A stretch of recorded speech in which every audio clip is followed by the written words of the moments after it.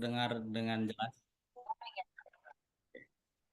Baik, rekan-rekan mahasiswa, jadi nanti saya akan menjelaskan sedikit tentang secara teoritis, kemudian nanti kita akan praktek di bab 3 dan bab 4 masing-masing untuk penelitian kuantitatif dan kualitatif begitu. Eh, ada beberapa hal sebagai calon peneliti atau kalian adalah peneliti karena kemarin juga di kegiatan KKN kalian dituntut untuk membuat sebuah paradigma bahwa KKN ini harus menghasilkan outcome berbentuk artikel gitu. Skripsi ini adalah salah satu karya tulis ilmiah yang memang kita tulis sebagai prasyarat kita mendapatkan gelar sarjana, khususnya di sarjana pendidikan. Namun muncul pertanyaan, mohon izin saya agak sedikit melenceng ke bab 1. Kita sebagai peneliti ini yang pertama wajib memiliki beberapa pertanyaan dalam diri kita sebelum kita melakukan penelitian. Yang pertama, kita wajib punya ide. Ketika kita tidak punya ide atau topik biasanya begitu, kita tidak akan bisa melanjutkan ke level selanjutnya. Ide ini bisa idenya silahkan yang semenghayal mungkin silahkan. Karena penelitian ini berawal dari hayalan. Semua ini berawal dari hayalan. Kita nanti bisa membuat justifikasi menjadi nyata dengan metodologi penelitian. Begitu. Setelah kita misalnya mendapatkan ide, langkah selanjutnya adalah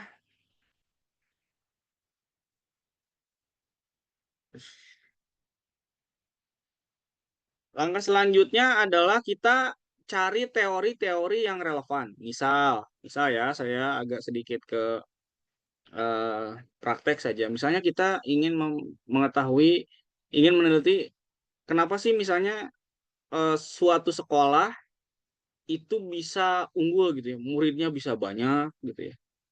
Kemudian anak-anaknya juga bisa cerdas, kemudian soleh. Kita anggap saja misalnya yang berbasis Islam atau misalnya yang berbasis keagamaan, misalnya Islam kita ambil SMP IT Azkia misalnya.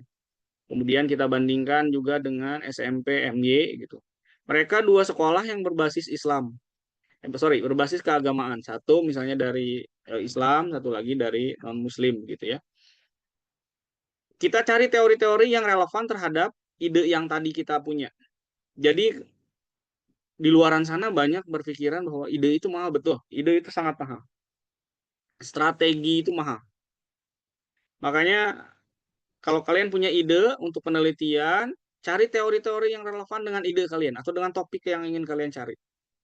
Setelah itu buat dugaan-dugaan kira-kira kenapa ya SMP ITS Azkia bisa bayarnya mahal tapi siswanya berbondong-bondong. Nah, buat dugaan-dugaan.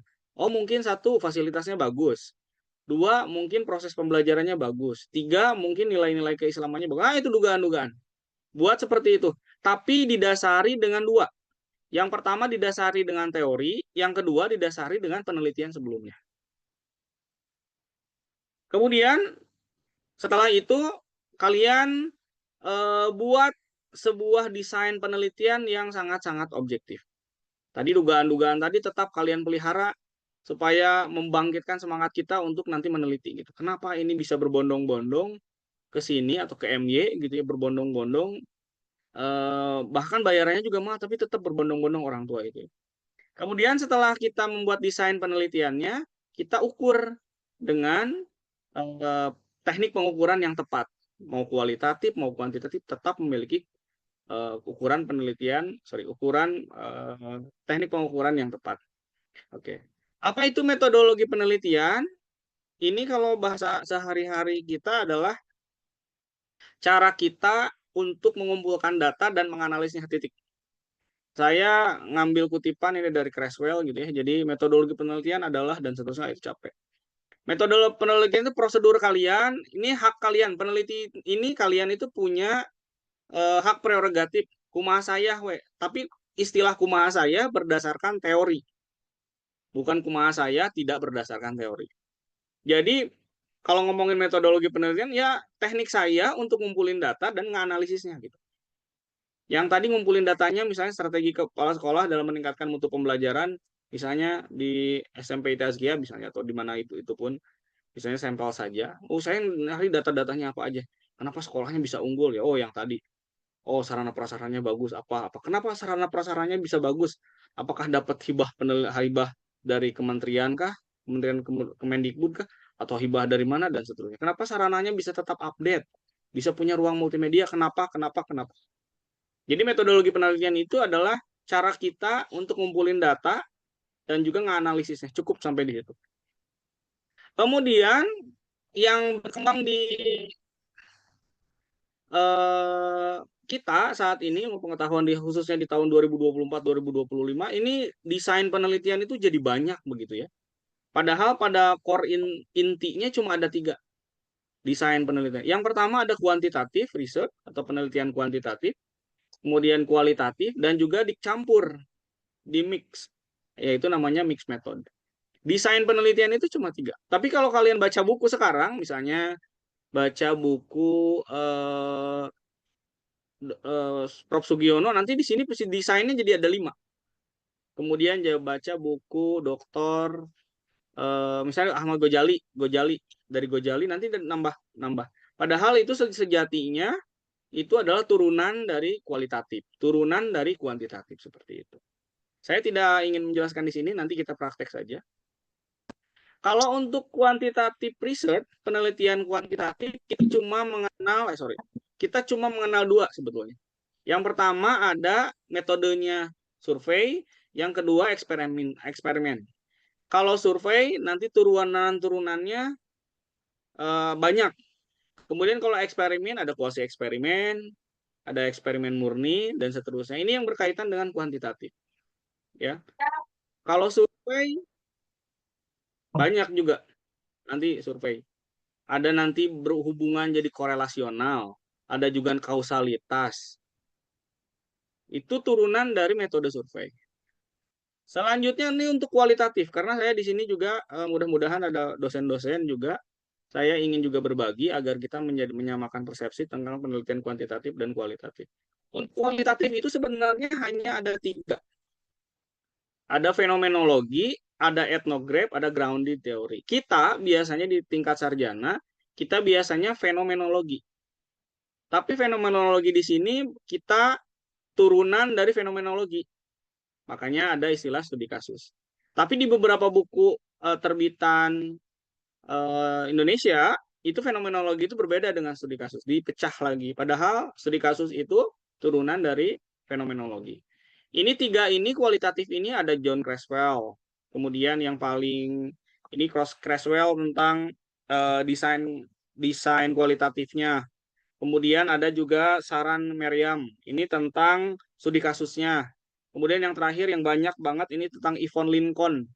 Ini Yvonne ini dia tentang uji keabsahan atau istilah lainnya kualitas penelitian kualitatif. Ya. Oke. Apa itu variabel? Variabel itu adalah, kalian mikirnya jangan aneh-aneh, Pak. Variabel itu apa, Pak? Variabel itu adalah sesuatu yang bisa dijelaskan, itu namanya variabel. Kalau variabel itu juga, setiap variabel itu nggak sama. Contoh variabelnya warna. Warna itu ada warna putih, ada warna kuning, ada warna coklat, itu namanya variabel kalau berbeda. Kalau sama semua tidak bisa diangkat variabel. Kemudian kalau misalnya kita jelaskan tentang hal-hal yang memang dalam tanda kutip ya, yang lagi booming di Indonesia, yang senang banget para mahasiswa. Misalnya kita meneliti tentang hantu, misalnya Pak Denda, Pak Isep, hantu, ada yang jenisnya anu. Ketika tidak bisa dijelaskan dengan nalar, itu tidak bisa diangkat disebutkan menjadi variabel. Karena kenapa tidak bisa diangkat jadi variabel? Karena ke bawahnya nanti ada istilah operasionalisasi variabel. Baik di kuantitatif, kualitatif ada operasionalisasi variabel. Oke. Jadi yang tadi saya sampaikan, kenapa Pak misalnya hantu itu nggak bisa kita anggap jadi variabel misalnya? Karena variabel itu hanya bisa diukur pakai instrumen penelitian. Bagaimana cara kita mengukur misalnya mau nyari hantu kumaha neanganna, kumaha kudu ka mana? Ka gua kah, ka jurang kah, ka mana? Kita nggak tahu. Itu cuma eksperimen aja kita ke sana, ke sana, ke sana. Ketika kita tidak ada kejelasan itu bukan nggak bisa dianggap variabel. Jadi hal-hal yang bisa diukur oleh instrumen penelitian namanya variabel. Ya, itu untuk intinya. Kemudian instrumen penelitian itu Pak ada berapa? Kalau di Indonesia saya baca yang di Indonesia ada 6 ya. Kalau saya baca bukunya Grafter ini cuma ada 3. Sorry ada 4. Kalau di Indonesia ditambah lagi 2. Hiji studi dokumentasi, padahal studi dokumentasi masuk ke observation gitu ya. Kemudian ada Indonesia juga angket. Jadi kuesioner itu dibedain. Kuesioner dan angket itu ternyata cina berbeda. Mungkin karena versi kamus besar bahasa Indonesia itu hanya istilah saja. Tapi instrumen penelitian itu cukup ada 4. Tes. Kira-kira Pak, kalau misalnya kita pakai instrumen tes, kita mau ngukur apa? Kalau di skup kita, bidang pendidikan, kita misalnya mau tahu pengaruh, misalnya kita pengen tahu dong, ada nggak bedanya sih kalau saya ngajar pakai metode demonstrasi sama ngajar pakai metode konvensional. Misalnya kayak saya ini sekarang metode konvensional, cuma ngomong aja satu arah gitu. Mahasiswa ada yang tiduran, ada yang memperhatikan, ada yang tidak memperhatikan. Nanti nilainya sebelum saya pakai model metode demonstrasi, misalnya pretestnya 70. Kemudian saya pakai metode demonstrasi, dites ku saya, dites deui, post test namanya, jadi naik jadi 75. Nah, itu namanya instrumennya tes. Kalau kuesioner, untuk kita cari data-data. Observasi juga sama, observasinya ada 2. Satu observasi internal, kemudian yang kedua ada observasi eksternal, gitu ya. Kemudian yang terakhir ini wawancara, juga ya. Itu jadi 4. Skala pengukuran, kalau kita menggunakan kuantitatif, nanti kita akan berbicara 5 skala ini. Tapi saya tidak dalam ranah untuk menjelaskan ini ya, karena nanti kita akan langsung praktek. Nah, ini juga yang menjadi hal aneh gitu ya. Saya pernah menanya, kebetulan di tahun kemarin ya, ada kakak kelas kalian namanya, nggak usah disebutin nama ya. Kenapa memilih metode penelitian kualitatif? Dia cuma jawab, Pak, saya menghindari angka-angka. Betul. Ketika kualitatif itu, ketika fenomenanya, suatu kejadiannya, things-nya tidak bisa kita angkakan. Konversi ke angka kita nggak bisa. Kayak strategi kepala sekolah misalnya, dalam meningkatkan mutu pembelajaran. Misal saya ambil sampel itu judulnya ya. Itu strategi kepala sekolah nggak bisa kita angkakan, kumaha. Strategi kepala sekolah itu nggak bisa, maka kita kualitatif. Itu yang pertama. Yang kedua, tujuan kita bukan mau ngukur strateginya, bukan. Tujuan kita adalah mendalami strategi apa aja yang dilakukan oleh kepala sekolah. Misalnya dalam meningkatkan mutu pembelajaran misalnya. Ngapain aja sih kepala sekolah itu supaya ningkat teh? Saya ngambil misalnya lokusnya di tempat penelitiannya di Azkia misalnya. Jadi nanti kalian eh, reason kalian memilih kualitatif kuantitatif itu harus berdasarkan teori, bukan asal-asalan kalian hanya ada ide, idenya kalian tuangkan, coret, nanti kalian ngumpulin datanya gimana, coret. Setelah ngumpulin datanya gimana, analisisnya nanti gimana. Cukup penelitian itu sampai seperti itu. Nanti nyambung ke bab 4. Tapi dengan catatan bab satunya harus komprehensif. Khusus untuk nanti kualitatif, kuantitatif nanti akan saya bahas ya. Oke, ini tentang populasi dan sampling atau sampel ya. Kalau versi saya, ini kata si Levi ya, kalau versi saya ngejelasin ke anak-anak itu populasi adalah sekumpulan, enggak. Populasi itu adalah unit atau sesuatu yang bisa kita analisis. Kayak 10, populasinya 15. Jadi unit-unit yang bisa kita analisis namanya itu populasi. Unitnya mau warna, misalnya tadi kayak saya warna, terus tes siswa, kemudian juga misalnya laporan keuangan, bisa tuh kita analisis. Sampling itu, kalau versi sampling itu nggak usah lihat-lihat apa, sampling itu bagian dari populasi betul. Kalau kita di lapangan ngomongin itu asal nggak relevan. Siapapun di lapangan ketika kita penelitian yang ngasih informasi ke kita itu namanya sampling. Apalagi kualitatif. Jadi informan research itu namanya sampling. Pertanyaan selanjutnya adalah samplingnya mau kalian biarin secara random, mau kalian justifikasi dulu si ini, si ini, si ini, si ini. Nah, nanti makanya ada muncul nanti ada istilah teknik pengambilan sampling. Ya, nanti setelahnya kita belajar. Oke. Ini misalnya contoh ya, ini saya kasih warna, mohon izin nanti saya akan berikan ini slide PPT ini. Kalau misalnya tadi kita ngambil sampling, misalnya kuantitatif ya ini ya. Random sampling itu populasinya misalnya warna merah. Populasi itu warna merah. Ada 400 misal ini ya, hanya sekedar aja. Kalau kalian random, berarti kalian acak aja, nyebar aja misalnya kuesionernya di mana aja nyebar. Ada yang sebelah kiri, ada yang sebelah kanan, kita nggak itu. Tapi kalau selanjutnya certified random sampling, kalau certified kita yang nyusun, kita membuat karakteristik-karakteristik atau strata-strata. Contoh misalnya apa? Saya mau penelitian di tentang misalnya pengaruh gaya hidup terhadap misal pengaruh literasi keuangan terhadap gaya hidup mahasiswa misalnya. Ketika kita ngomongin gaya hidup, berarti kalian tulisin satu yang berkaitan dengan gaya hidup, kamu pengen apa? Oh ya, berdasarkan jenis kelamin hiji tah serata anak pengelompokannya. Dua, berdasarkan tingkat penghasilan dua tah serata anak. Tiga, misalnya ya, berdasarkan tingkat pendidikan. Siapa tahu lulusan SMA lebih boros daripada lulusan S3 misalnya. Siapa tahu yang lulusan S1 lebih hemat daripada yang lulusan SD misalnya. Dan seterusnya. Itu namanya stratified random sampling. Kita yang menentukan pengelompokannya, bukan orang lain kita. Makanya bentuknya kayak gini, ada yang warna biru, ada yang warna orange, kemudian ada yang warna ungu dan seterusnya ya. Dari sana kita ambil samplingnya. Kemudian kalau klaster ini berdasarkan demografi biasanya atau geografis. Misalnya ada penelitian, tolong cari kalian misalnya untung, silahkan cari keuntungan toko misalnya ya di kota Sukabumi. Wah, kalian klaster toko teh naon wae nya, toko kelontong misalnya. Hiji supermarket turunkeun ku kalian teh. Supermarket teh naon wae? Wae Jogja.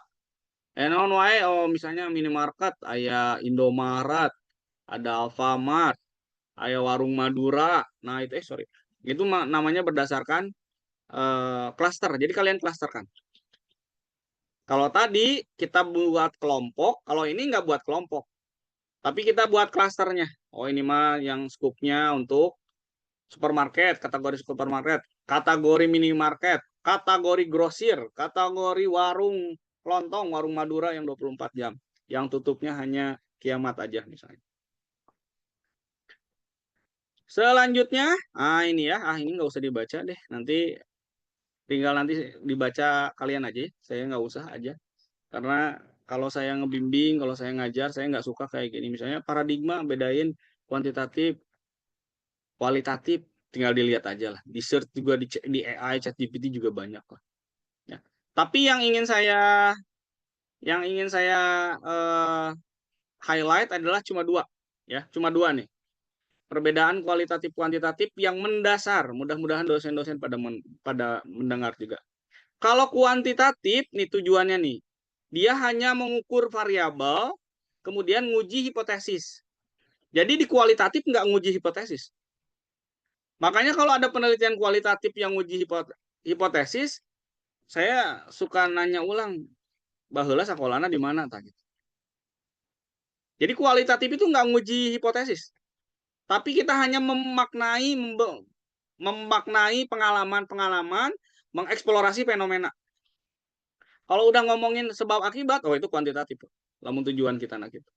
Jadi kita sebagai peneliti nih, misalnya Winda atau Rahmat, Pak, saya teh pengen nguji hipotesis saya kalian lantaran dugaan saya teh terdapat pengaruh kalau metode pembelajaran A itu dapat meningkatkan misalnya prestasi belajar siswa. Oh, berarti enggak kuantitatif. Tapi kalau nggak mau Pak, saya mah nggak ngomongin sebab akibat deh. Saya mah pengen tahu aja misalnya gaya belajar siswa di SMA Opate kumaha. Berarti itu sudah fenomena gaya belajarnya berarti udah kualitatif. Itu yang ingin saya tanamkan. Kemudian yang kedua terkait dengan sampel. Kalau sampelnya banyak, sekelas, dua kelas gitu, besar gitu, representatif, itu sudah pasti sudah pakai kuantitatif. Kalau sampelnya kecil, purposif teh kumaha peneliti kumaha orang we. Dan kemudian bisa jadi snowball. Snowball sampling itu misalnya awalnya kecil nih, misalnya kayak nanya-nanya strategi kepala sekolah tadi ya, misalnya. Pak, Bapak misalnya nanya ke kepala sekolah, kalau untuk ningkatin mutu pembelajaran di sekolah Bapak gimana? Cek Pak kepala sekolah teh. Oh ya, di sini kami melakukan menjamin kualitas pembelajaran, misalnya pembelajarannya berkualitas. Cek kepala sekolah. Kamu nanya lagi ke kepala sekolah, Pak, caranya pembelajaran berkualitasnya gimana? Langsung eta kepala sekolah teh ngajelaskeun. Satu, tiap guru wajib IHT tiap bulan Juli sebelum misalnya awal tahun pelajaran. Wah, itu snowball tuh dari awalnya kecil pembelajaran berkualitas jadi banyak. Dua, cina cek kepala sekolah. Kudu ngumpulkan RPP, ngumpulkan RPP, digaji atau nggak dikasih insentifnya.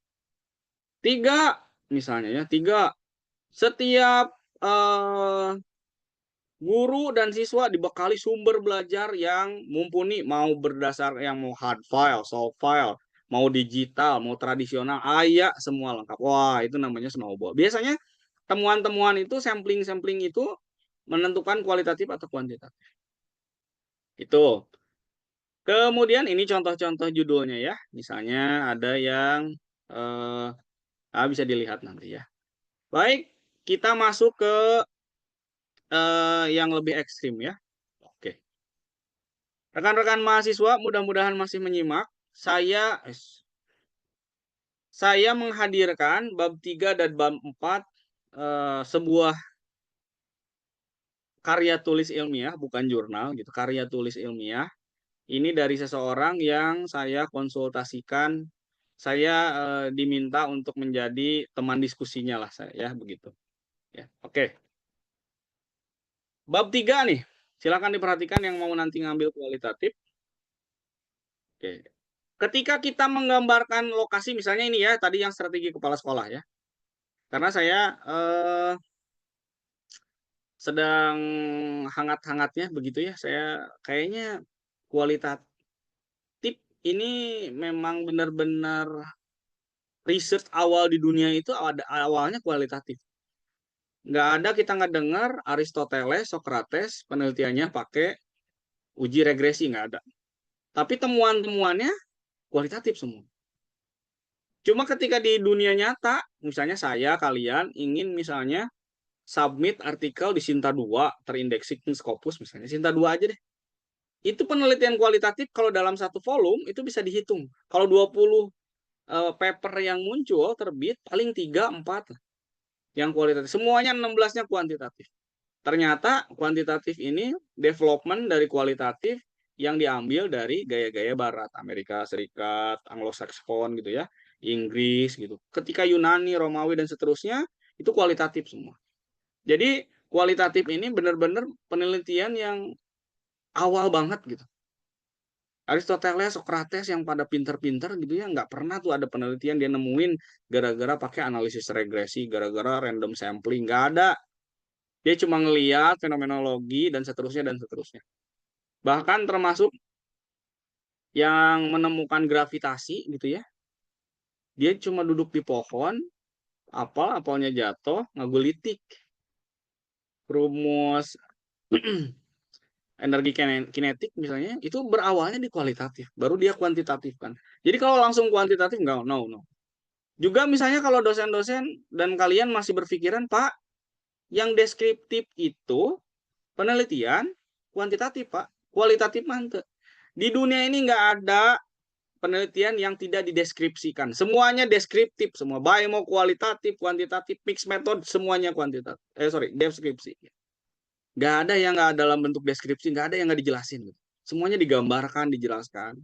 Supaya apa yang diinginkan oleh peneliti nyampe ke pembaca gitu.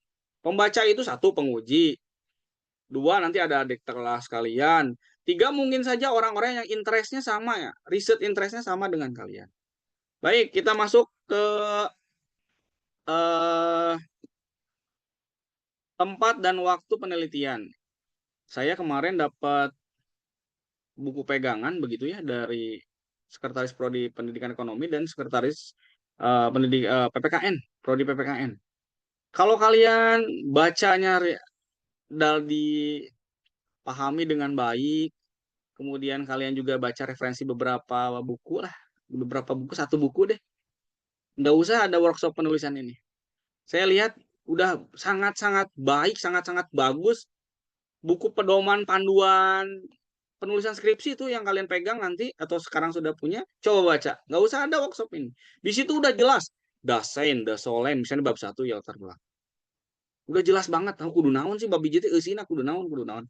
Saya di sini diminta oleh panitia Pak Denda dan seterusnya dan kawan-kawan, saya diminta untuk apa? Saya diminta untuk lebih teknis, lebih praktek gitu. Oke. Untuk tempat dan waktu penelitian saya lebih prepare. Ini penelitian kualitatif dulu ya, rekan-rekan mahasiswa jangan salah tanggap. Ini saya sedang membahas penelitian kualitatif. Tadi judulnya ini kualitatif. Tolong buatkan lokasi penelitiannya berbentuk narasi deskriptif seperti ini. Kalau kuantitatif, biasanya bentuknya tabel, profil, sekolah, NISN, anu. Kalau misalnya kualitatif, bentuknya kayak gini. Mulai dari tahun berdiri dia berapa. Kalau bisa nanti, kalau ini lanjutan itunya, lanjutan di karya tulis ilmiahnya ada. Dia menggambarkan environment, lingkungan sekitar. Belah kiri pasar, belah kanan naon, belah kanan naon, belah kiri sawah. Supaya tadi fenomenologi yang tadi, misalnya proses pembelajaran berkualitasnya, oh iya, selain dipengaruhi oleh faktor internal, eksternalnya juga ada. Da meureun we gigireun sawah. Saya yakin kalau misalnya pembelajaran berkualitas ada bedanya kalau misalnya di pinggir kereta api, di pinggir stasiun sekolahnya, dan juga di pinggir sawah.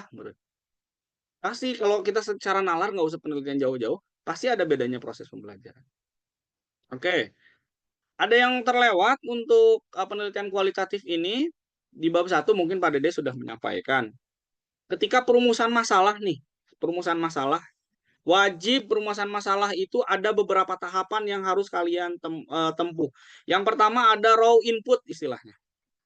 Mohon dosen-dosen nanti juga konsentrasi terkait dengan perumusan masalah. Jadi kalau kualitatif itu harus ada raw input. Kemudian nanti ada proses. Proses ini dipengaruhi oleh apa? Yang pertama ada instrumental input dan environmental input. Prosesnya jadi dua. Kemudian satu lagi setelah prosesnya ada output. Ternyata setelah output juga ada outcome. Proses perumusan masalahnya harus melalui 6 leveling itu. Nanti saya berikan contohnya ya. Oke, balik lagi ke lokasi dan penelitian, buatkan seperti ini. Untuk waktu penelitian boleh dibuat tabel seperti ini. Kalian menentuin judul, ngajuin judul, bulan apa, dan seterusnya ya. Selanjutnya, metode penelitian. Oke, karena saya tadi ngambilnya strategi kepala sekolah dalam meningkatkan mutu pembelajaran, metode yang saya ambil adalah metode pendekatan kualitatif yang saya ambil. Ini pendekatannya pakai kualitatif ya. Kemudian metode yang saya ambilnya adalah studi kasus. Karena saya ingin mengungkap di SMP IT Azkia teh naon bisa strategi kepala sekolah bisa ningkatkan mutu pembelajaran. Jadi pendekatan penelitiannya adalah kualitatif. Kemudian metode yang saya gunakan sampel di sini adalah contohnya adalah studi kasus.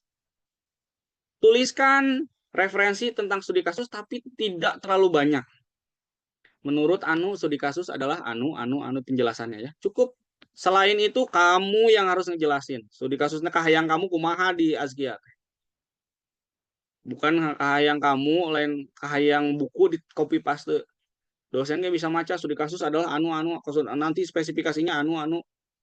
Tapi kahayang kamu melalui studi kasusnya yang naon gitu dan seterusnya. Masukin di sini. Ini terkait dengan metode dan prosedur penelitian. Nanti di mohon izin di tadi pedoman penulisan skripsi ada metode dan prosedur penelitian. Mirip-mirip seperti ini. Lanjutkan. Oke. Untuk prosedur penelitian tidak usah buat kayak fase-fase saya ini. Jangan. Ini saya lagi webinar, lagi ngejelasin kalian. Kalian cukup nanti prosedur penelitiannya bagi 3 tahap. Tahap perencanaan jeung persiapan rek kumaha hungkul, mulai dari surat izin, tek-tek bengek dan seterusnya. Pelaksanaannya kamu ek naon hungkul, kayak ngabuktikeun hasil penelitian rek kumaha. Kalau yang saya yang sebelah kiri ini nih yang gambar nih bentuknya nih. Ini prosedur penelitian yang komprehensif, tapi tidak usah kayak gini fase 1, fase nggak usah. Bagi 3 tahap. Tahap perencanaan jeung persiapan berarti naon hungkul ngumpulkeun data, menentukan jenis data, milih metode, data perencanaan jeung persiapan. Kemudian ngumpulkeun data rek make naon?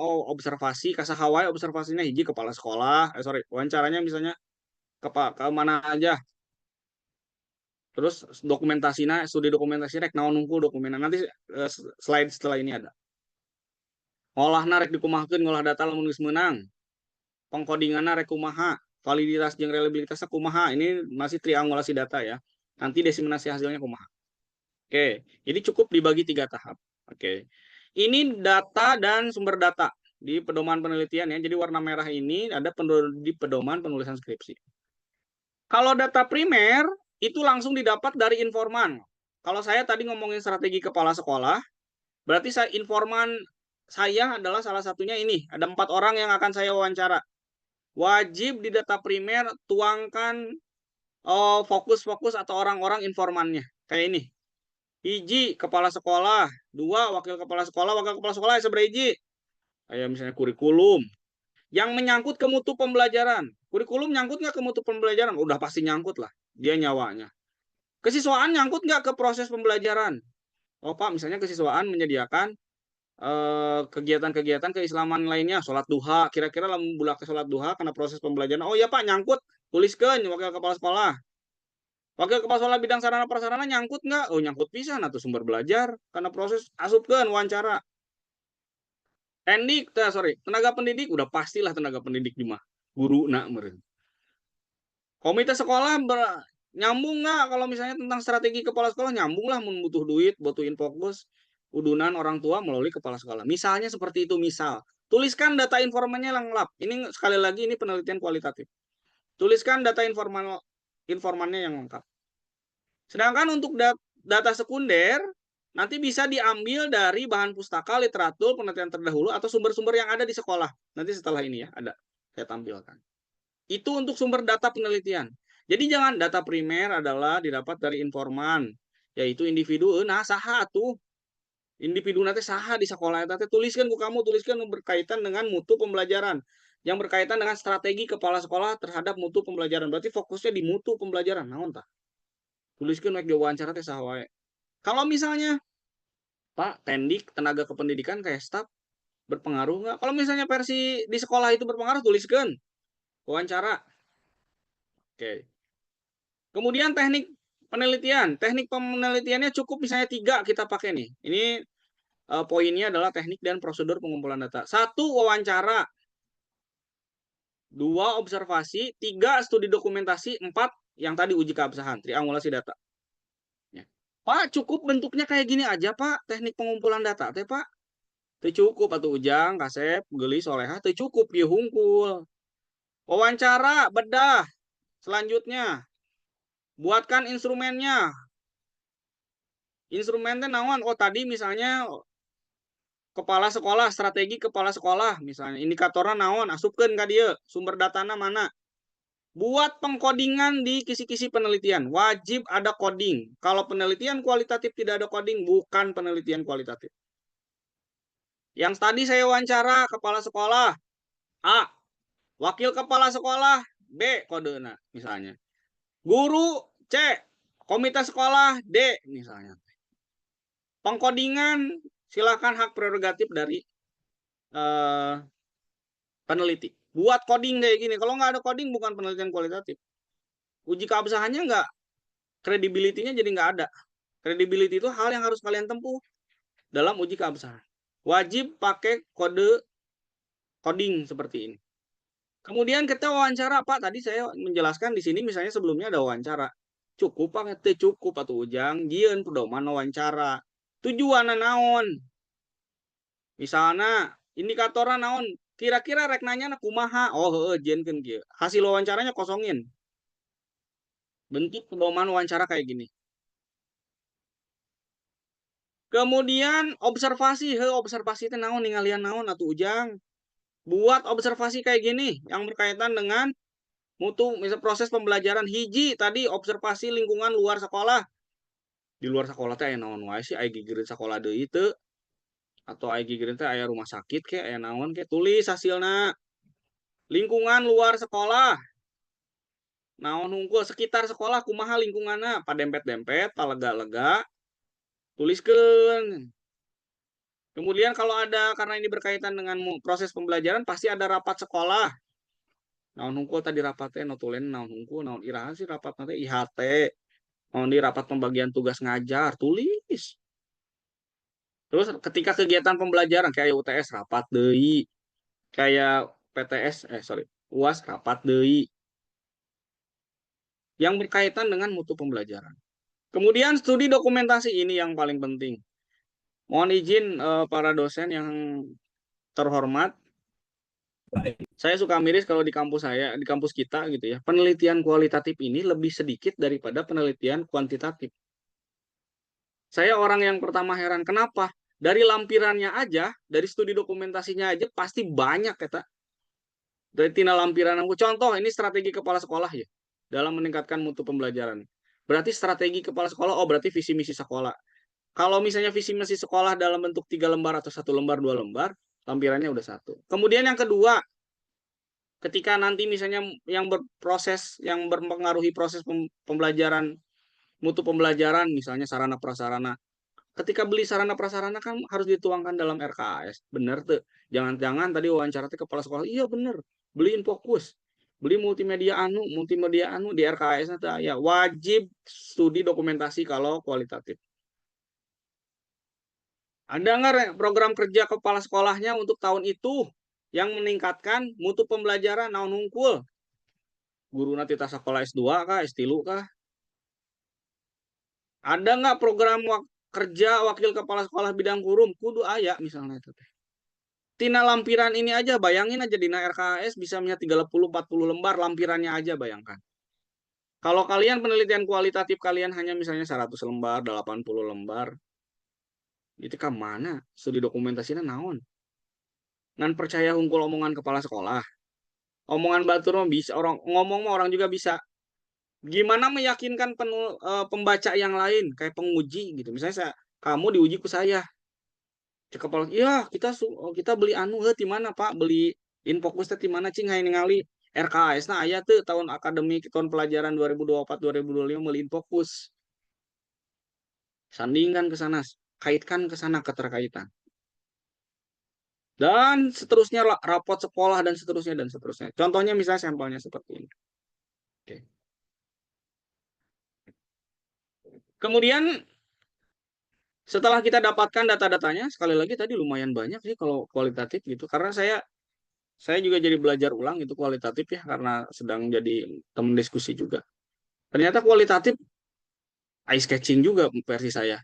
Menarik juga daripada kuantitatif. Mungkin udah bosan ya kuantitatif mangan itu sebar kuesioner anu sebar tes, post tes, pre-tes, kayak dapat endgain, regresikan beres, uji koefisien determinasi beres, nges gitu. Lampiran-lampirannya yang bagus gitu ya lampirannya misalnya kayak RKS dokumennya kan keren banget. Oke, ini penarikan kesimpulan atau triangulasi data atau uji keabsahan. Yang pertama, reduksi data. Observasi, wawancara, dokumentasi, hijikan. Buat kata-katanya. Buat kata-kata. Kemudian pakai kata-kata lagi narasi deskripsi, penyajian data. Ciri khas kualitatif adalah tidak banyak gambar, tidak banyak tabel. Kalau banyak gambar, banyak tabel, pindah ke kuantitatif. Pak cenah hayang we Pak ngadeskripsikeun. Memang kualitatif itu mendeskripsikan bukan untuk menyajikan data yang kayak di kuantitatif harus pakai tabel, positif, negatif gitu ya. Misalnya histogram enggak. Kita bukan sedang menguji hipotesis, kita bukan sedang mencari hubungan sebab akibat. Kita mah keur neangan, keur studi kasus, keur ngorek. Ai jelema ngorek naon hungkul beureun fokus ke situ apa aja, apa aja, apa aja. Kemudian juga yang selanjutnya setelah disajikan datanya dianalisis Yang tadi dianalisis, biji wawancara, wawancara itu meureun. Kalau kalian bikin, bayangin aja nih, pedoman wawancara, ya tadi pertanyaannya misalnya, kepala sekolah 5 pertanyaan. Misal ya, wakil kepala sekolah kurikulum 5 pertanyaan. Wakil kepala sekolah sarpras 5 pertanyaan. Itu proses konversi wawancara jadi bentuk dokumen, itu juga butuh waktu. Wawancara kalian pakai recording HP. Misalnya Pak Denda, kepala sekolahnya, wah diwawancara aku kalian. Pak, bagaimana anu nggak ngomong. Proses recording HP berbasis voice record menjadi kata-kata dalam Microsoft Word butuh waktu. Dan saya yakin kalau voice recordnya misalnya 5 menit aja, satu pertanyaan, jangan 5 menit. Satu pertanyaan 2 menit dijawab. Itu bisa 3-4 lembar kalau kalian tuangkan di dokumentasi di Microsoft Word gitu. Makanya kalau ada penelitian kualitatif kok, mana hasil wawancarana? Salembar gitunya, kepala sekolah salembar, satu mungkin. Saya aja ngomong 2 menit, kalian konversi ke Google apa namanya? Google Record gitu ya, Google kayak gitu, konversi banyak itu sok kata-katanya keluar. Daripada hanya sekedar mengetik. Makanya kalau misalnya wawancara kayak tadi, kepala sekolah misalnya 3 lembar. Udah 3 lembar. Terus wakil kepala sekolah juga udah 3 lembar, lampiran nanti di penelitian kualitatif luar biasa supaya ngedukung tadi analisis data, ngedukung tadi ke penelitian kamu. Setelah itu tarik kesimpulannya. Ini prosedur analisis data. Oke. Selanjutnya uji keabsahan. Oke, ini ada credibility dan seterusnya ya, ada kredibilitas data, transfer stabil. Nah, ini maksud saya yang tadi, kalau kalian tidak misalnya tidak ada studi dokumentasi, ini uji keabsahan datanya kaliwat hiji. Confirmna uji confirmna teu aya. Ngan ukur ngan saukur wawancara di kepala sekolah. Kalian teh langsung percaya deh. Ya, cenah guru-guru sok IHT. Teangan teangan notulen rapat IHT aya teu. Oh aya Pak, dua teh aya sudah dokumentasi rapat IHT. Tilu tilu dina RKS mungkin pun meser-meser naon aya teu kegiatan rapat IHT teh dituangkeun teh di RKS jang konsumsi dan oh aya Pak, oh bener tah eta uji keabsahan data teh. Oke. Selanjutnya ini bisa dibaca ya. Nanti dibaca saja. Oke. Bab 4. Ini juga menjadi hal yang paling penting. Kalian udah bisa ya. Oh, saya nggak ngumpulkan data nganalisis. Kumaha Pak cara saya nuangkeun data anak. Oke. Contoh misalnya ini contoh. Hasil penelitian bla bla bla kalian nggak jelaskan. Wajib ada yang kayak gini nih. Bukan selalu harus mirip kayak gini ya. Misalnya ini. Temuan ini merupakan jawaban nyata berdasarkan fakta dari pertanyaan-pertanyaan penelitian. Jadi perumusan masalah itu diturunkan karena pertanyaan penelitian. Oke. Yang pertama, misalnya ngejelasin tentang analisis lingkungan, wah bla bla bla bla bla bla bla bla bla. Saya ambil punten ngambil ada pengkodingan di bawahnya, wajib aya coding. Misalnya nih, berdasarkan hasil observasi, wawancara jeung studi dokumentasi, pemindaian analisis lingkungan, kepala sekolah teh nyieun misalnya ngokoordinir wakil kepala sekolah yang IHT jelaskan IHT na kumaha jerona tugas guru na kumaha itu dapat dapat hasil pembahasan itu ngomong kalian ngedeskripsi data itu dari mana kah? Wajib ada CL A1 B1 C D, ini di mana Pak diambil? Nah tadi kisi-kisi penelitian pengkodingan tadi, pengkodingan tadi A T berarti berdasarkan ngobrol jeung kepala sekolah, B T jeung wakil kepala sekolah, C T geus hasil ngobrol wawancara jeung guru, D wawancara sama komite sekolah. Ditambah lagi observasi yang tadi saya keterkaitan, observasi. Terus ada dokumentasi, W-nya W itu wawancara.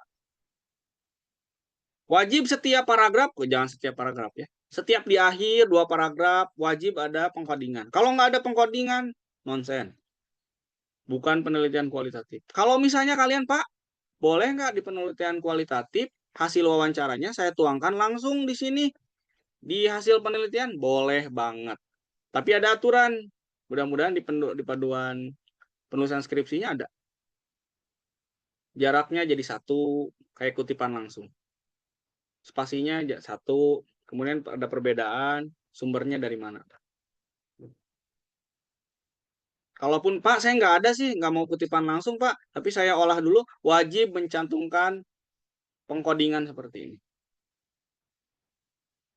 Jadi kalau misalnya hasil ini bukan hasil wawancara dengan guru, nggak usah dimasukin bagian C, tekudu kepala sekolah unggul.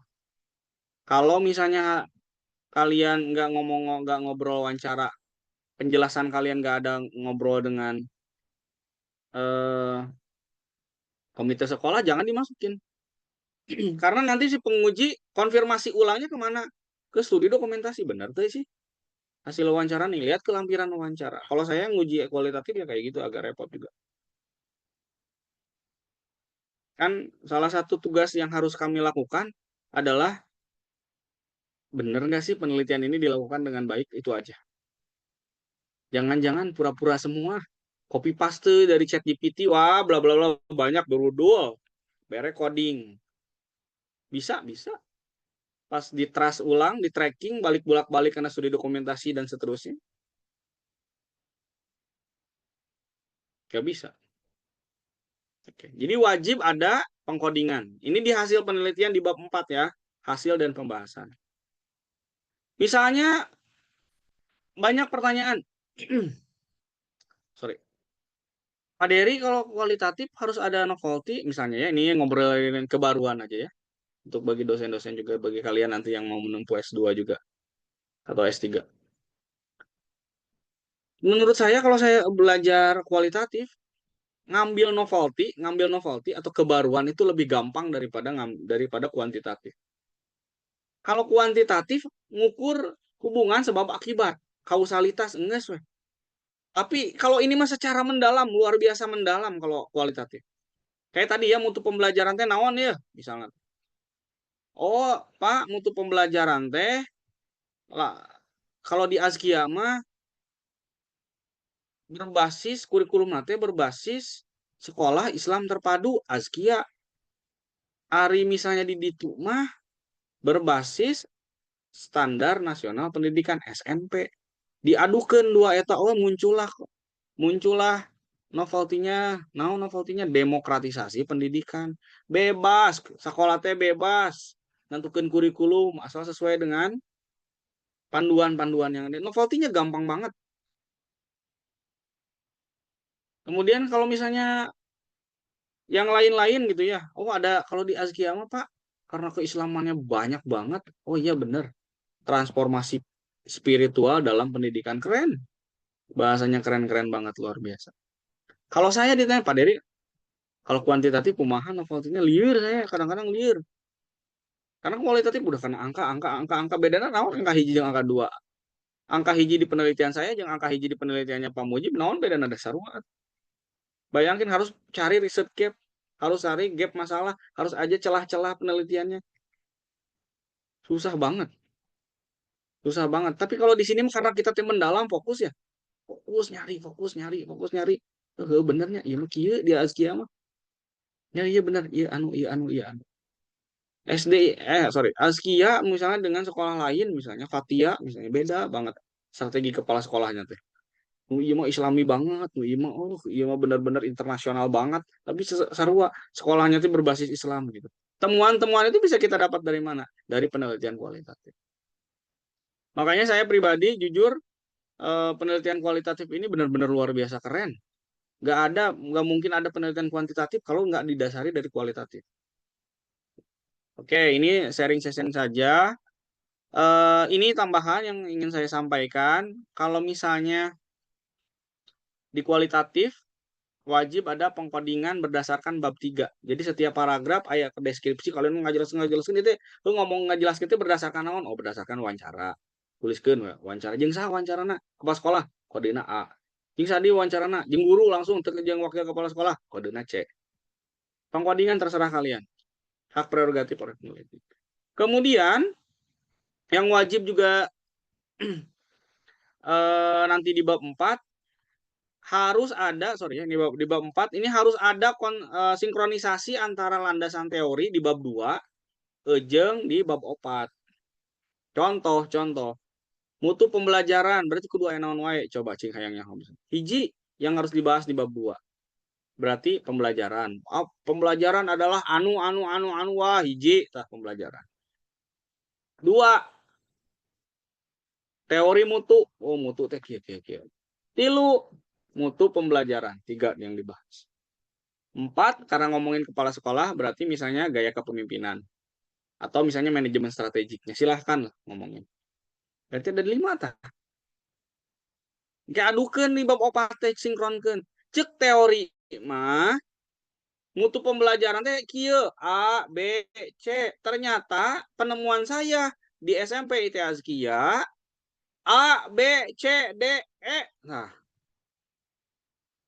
jadi pembahasan bab 4 teh bukan serta merta dari hasil wawancara deg deg deg. Adukeun jeung teori di landasan bab 2. Sinkronkan dengan teori di bab 2. Jadi bab 2, bab 1, bab 3, bab 4 teu pajiin-jiin. Bab 2 mah apa ada landasan teori atau teori kajian teori.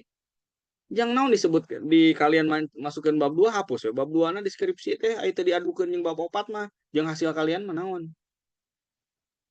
Oh, Pak, mutu pembelajaran teh A, B, C, A, B, C ternyata di Askia mah tika A hunggul, B, C na tenepi, Pak. Tuliskeun di dinya. Naon tenepina? Tuliskeun. Narasikan, deskripsikan. Itu untuk penjelasan tambahan di bab 4. Mudah-mudahan ini tentang penelitian kualitatif ini agak tercerahkan ya. Rekan-rekan mahasiswa, kita masuk ke penelitian kuantitatif. Oke ya, ini juga saya ngambil kuantitatif. Mohon izin Pak Denda, rekan-rekan minum dulu sebentar.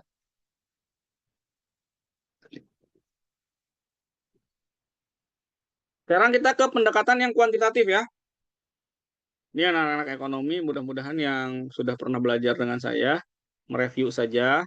Jadi rekan-rekan mahasiswa mau yang dari pendidikan ekonomi, mau yang dari PPKN, bahkan saya dari luar prodi juga, kalau konsultasi metodologi, statistika gitu ya. Saya dengan tangan terbuka siap menjadi teman diskusi kalian. Pak, saya teh pengen ini boleh diskusi, tinggal chat saja. Jadi saya tidak ingin mendikotomi diri sendiri. Oh, Pak Dery mah dosen pendidikan ekonomi, jeung nusok ngajar di manajemen akuntansi. Saya mah PPKN tuh. Wow, kalau kalian butuh silahkan gitu. Tapi dengan satu syarat, kalau kalian sudah punya pembimbing, izin ke pembimbing terlebih dahulu. Misalnya pembimbingnya Pak Denda, Pak mau izin ngobrol sama Pak Dery. Jangan sampai, ya mau cek Pak Dery kieu diadukeun jeung Pak Denda. Padahal yang menjadi pembimbing skripsinya Pak Denda, hak saya itu cuma teman diskusi kamu. Tapi hak nge-ACC layak tidak bab 1, bab 2 sampai bab 5 itu Pak Denda. Jangan sampai salah kaprah. Teman diskusi yang diagung-agungkan, pembimbing yang dikesisihkan. Jangan sampai seperti itu. Sekarang sedang banyak marak di anak-anak kita gitu ya, di adik-adik kita, di SMP, SMA gitu ya. Mengagung-agungkan tempat les, ada GO, ada anu, sekolah nanti diagung-agung. Padahal lila kene di sekolah daripada di tempat les. Guru nage sarua, guru les oge, guru sekolah kene. Gitu ya, jangan salah kaprah. Baik, kita masuk lagi ke pendekatan kuantitatif. Di bab 3, untuk metodologi penelitian di bab 3, tempat dan waktunya boleh tidak usah dirinci seperti kualitatif, cukup saja seperti ini. Ya.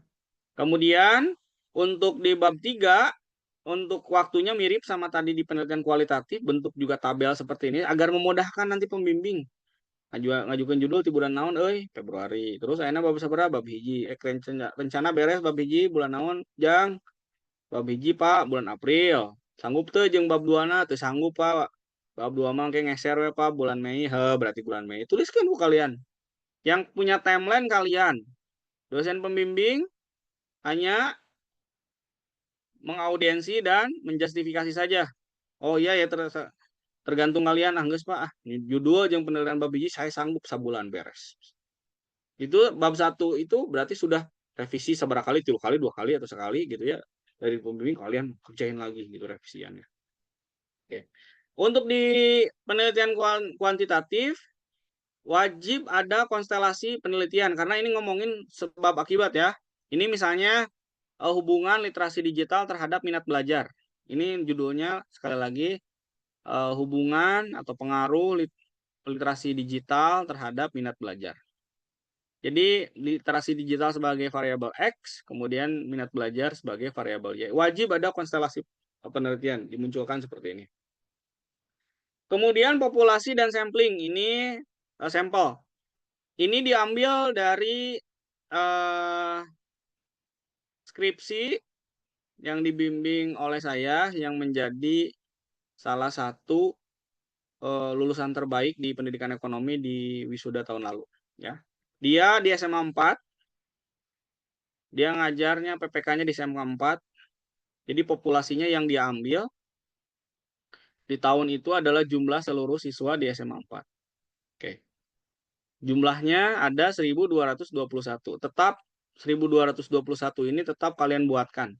Rombelnya bener tuh 1220 hiji teh di mana kelas hiji, tingkat kelas hiji kelas 10, 10 hiji teh 30 genap, 10 2. Jelaskan sampai total nanti di 1221.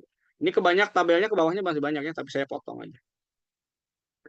Kemudian selanjutnya menentukan sampel. Menentukan sampel kalau di penelitian kuantitatif ada dua. Mau berdasarkan sampel size berdasarkan Slovin atau sampel size berdasarkan indikator dari subindikator atau dimensi dari variabel. Bebas, mau dua boleh. Saya ambil di sini saya arahkan ke rumus Slovin. Rumus Slovinnya bisa dilihat di depan. Berdasarkan perhitungan dia dari populasi tadi 1221 itu, dia dapatkan populasinya adalah 92,43 responden. Mohon izin saya highlight. 92,43 responden. Dia bulatkannya ke atas. Kudu nama 83, tapi kunaon Pak jadi 85. 85 ini kenapa jadi 95? Dia ambil menjadi 5 kelas. Kelas 11 IPS 1, IPS 2, IPS 3, IPS 4, sama 11 IPS 5 mungkinnya ini ya. Sama 11 IPS 5. Total 5 kelas teh 85.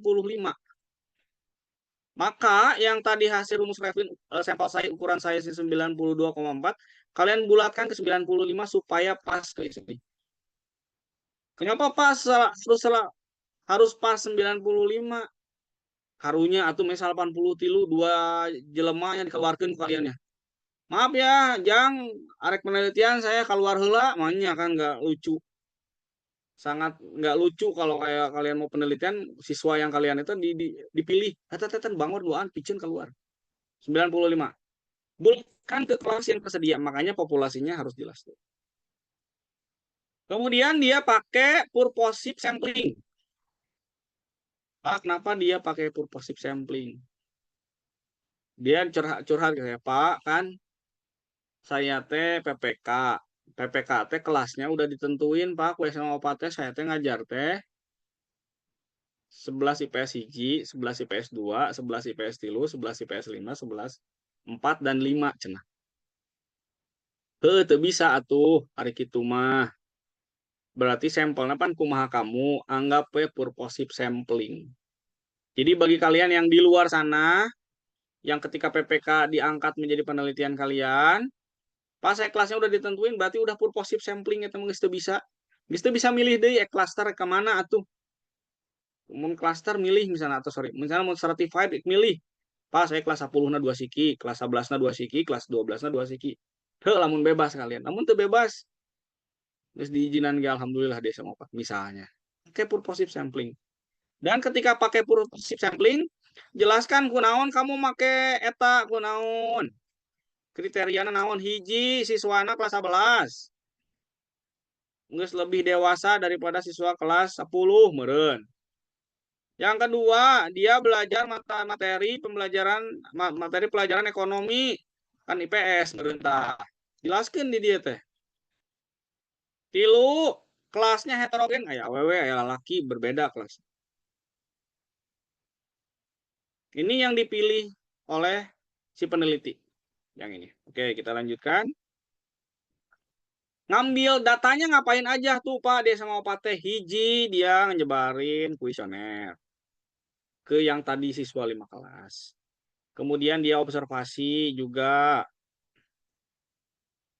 Observasi naon hungkul, cenah.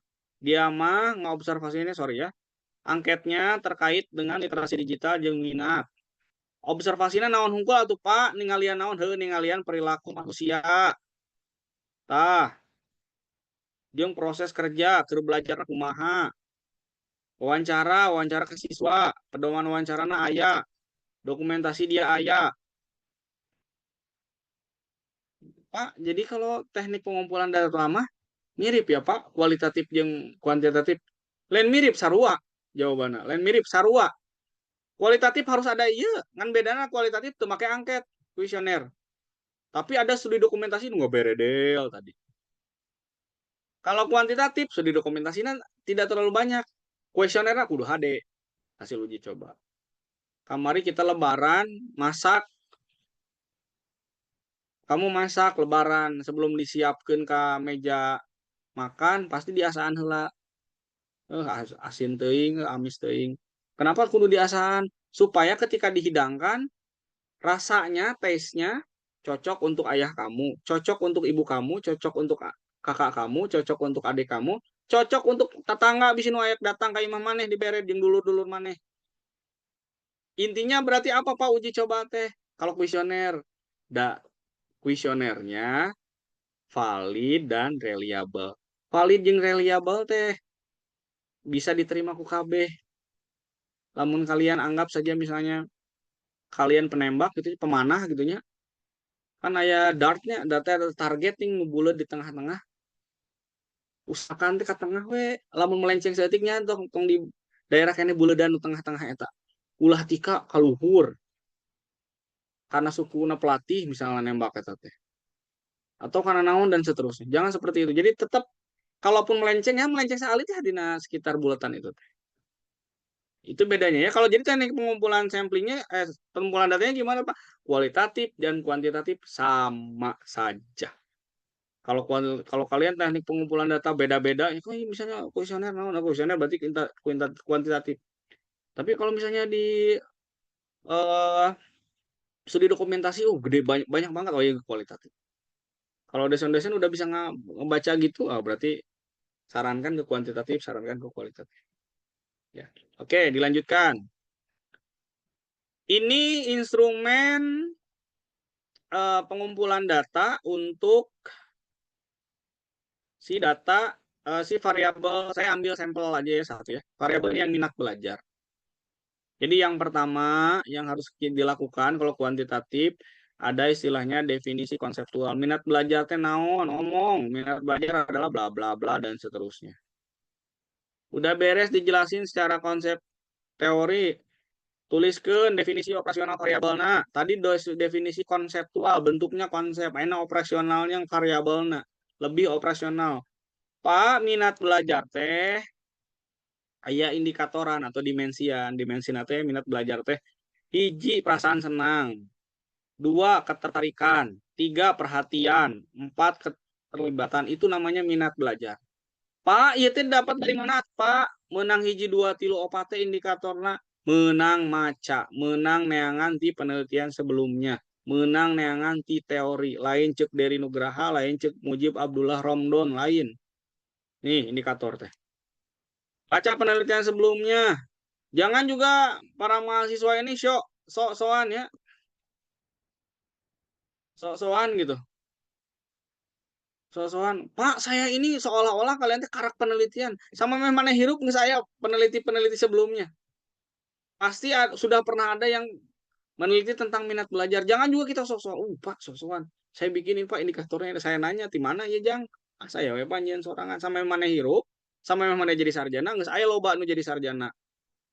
Di tahun 1700-an saya nu jadi sarjana sekolah di luar negeri. 1800-an.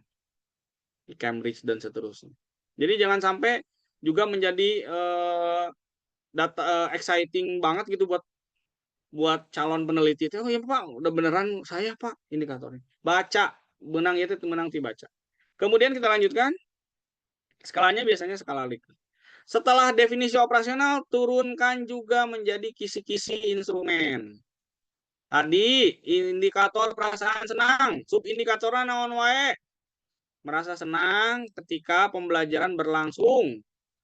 2. Merasa sedih lamun teu ngiluki pembelajaran. Ini berkaitan dengan perasaan senang terhadap variabel minat belajar. Ketertarikan siswa subindikatoran naon, Pak? Tertarik dengan materi pelajaran. Dia sok maca jeung neangan informasi sesuai dengan materi pelajaran. Setelah dapat kisi-kisi instrumen angket, Pak, naon? Buat skor alternatif jawaban. Lamun milih sangat setuju bere poin 5. Setuju 4 misalnya, dan seterusnya. Buat pedoman penscoringnya seperti ini. Oke. Kita lanjutkan. Pedoman observasi. Oh, ternyata Pak sama juga ya kayak kualitatif sarua. Ada penelitian sarua. Bedanya observasi di sini berbeda dengan observasi kalian. Kalau kalian mah nyaannya di luar sekolah beneran di teangan. Oh, gigireun sekolah teh aya misalnya tadi kereta, stasiun kereta gandeng, Pak, jadi barudak teh teu fokus karena proses pembelajaran. Kalau ini tidak, hanya yang berkaitan dengan minat belajar dan juga yang berkaitan dengan literasi digital. Berarti yang berkaitan naon? Oh, berarti sarana prasarana atau anu itu. Terus misalnya mau diobservasi naon deui selain sarana? Oh ya, Pak, kegiatan pembelajaran. Tingali guru pamong kalian, guru bener-bener yang ngajar di SMA 4 bener tuh sih. Nu diamati metode pembelajaran sesuai jeung materi pembelajaran. Buat lembar observasi proses kegiatan pembelajaran. Ini untuk pedoman observasi. Oke. Pedoman dan kisi-kisi wawancara, Pak. Ternyata aya keneh muhun aya kasep geulis aya keneh. Wawancara oge. Hanya wawancara di sini berkaitan dengan variabel yang tadi. Contoh misalnya dimensinya kondisi siswa. Nanya, ye, sumber data nanti nanya ke guru, guru asli lain kamu. Pak, misalnya Bu, bagaimana minat belajar siswa di kelas 11 IPS di pelajaran Ibu? Bu, naon nunggul Bu, faktor pendukung yang penghambatna supaya minat belajar. Nah, tapi dimensinya berbeda. Kalau tadi ada pengkodingan ya, wawancara kalau kualitatif. Kalau ini tidak usah pakai kode. Oke, lanjut. Dokumentasi, oh ternyata dokumentasi dia ayah nih, sama di kualitatif ayah. Tapi di sini tidak secara spesifik dalam banget seperti tadi kualitatif. Bener tuh sih wawancara teh milih infokus. Coba tinggal di RKS saya tuh dinya pemilihan infokus. Ayah tuh rapat IHT, jangan-jangan ngomong hunggu rapat IHT tapi itu diasupkan karena program kerja kepala sekolah. Program kerja wakil kepala sekolah kurikulum nggak ada IHT. Bahkan program kerja di Wakasarpas meliin fokus tuh aya nggak bohong berarti ya wawancara. Pedoman dokumentasi di sekolah. Kemudian yang berkaitan dengan minat belajar ya, misalnya program kerja wakasek sekolah, foto-foto kegiatan ke belajar, guru foto, siswa ke misi kuesioner, kamu ke wawancara. Oke, ini tentang pedoman dokumentasi. Oke, kita masuk ke uji instrumen. Yang tadi icip-icip bahasa kita kalau kita masak icip-icip bahasa kita mah icip-icip. Tapi bahasa penelitian namanya uji validitas dan reliabilitas. Ini masih di bab 3, masukin uji validitasnya menurut naon asupkeun. Oke. Pak, ada rumusnya asupkeun rumusna ngilap. Jeung keterangan-keterangan sadayana lebetkeun. Masukkan. Dan terakhir, wajib di bawah ini ada kriteria. Amun valid kumaha, invalid kumaha. Ini masih uji validitas instrumen. Ini yang tadi icip-icip tuh kamu pas masak. Oke. Oke, kemudian uji reliabilitas. Yang barusan validitas, sekarang reliabilitas. Oh, Pak, rumus kecil, lebetkeun rumusna kaset, tulis, lebetkeun sadayana, keteranganna. Rumuskeun dari rumus varianna, keteranganna. Dan terakhir, wajib dimasukkan kriteria. Harus ada kriterianya. Oke. Sudah icip-icip beres? Sudah disajikan. Oke. Disajikannya kumaha, Pak? Disajikannya oke, diolah setik namanya teknik analisis data. Ini berkaitan dengan teknik analisis data. Yang pertama ada 2 kalau di kuantitatif, kasep gelis, ada yang namanya statistik deskriptif, ada yang namanya statistik inferensi. Kalau deskriptif, yang tadi kalian mendeskripsikan hasil rekapitulasi uji kuesioner. Sorry, rekapitulasi kuesioner. Iya Pak, pedoman pensekorana. Iya Pak, lamun misalnya nilai maksimal. Pak, itu naon Pak? 5 jeung 16 teh. Si peneliti nyieun 16 pertanyaan. Lamun ngajawabna sangat setuju sadayana 5, maka jawaban maksimalnya 80. Si peneliti buat 16 pertanyaan di kuesioner, lamun misalnya dia ngejawabnya sangat tidak setuju, hiji KB berarti 16. Maka jangkauannya adalah 64. Intervalnya aya 5, maka panjang intervalnya 64 dibagi 5. Perhitungan ini untuk menjawab kriteria variabel. Jadi lamun misalnya leuwih ti 60, jadi setiap kenaikan 12,8. 67,2 tika 80 teh naiknya 16,8. Terus 16,8. Kalau misalnya lebih dari ini namanya sangat tinggi, tinggi, cukup, rendah, dan sangat rendah. Pak, liur nih, Pak. Nggak liur nanti kalau ada dosen pembimbing. Tenang. Ya. Kita lanjutkan lagi.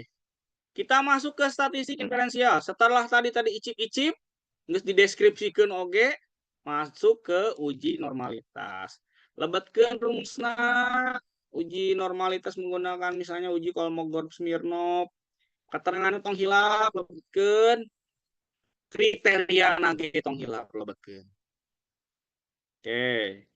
Kemudian uji linearitas sama rumusnya masukkan. Ada yang lebetkeun. Kriteria nage lebetkeun. Oke. Apalagi uji homogenitas. Rumusna lebetkeun, keteranganna lebetkeun, kriteriana lebetkeun. Tong hilap. Oke. Analisis regresi. Lebetkeun persamaan regresi wajib karena ini berkaitan dengan komplement dari si penelitian itu sendiri. Nanti ada nilai residunya. Apa keterangannya lebetkeun, tong hilap, kriterianya lebetkeun. Nilai signifikansi kurang dari 0,05 dan seterusnya dan seterusnya. Hiposkripsi ini yang kemarin menjadi pertanyaan di pembimbingan tahun kemarin gitu, ada hiposkripsi statistika gitu.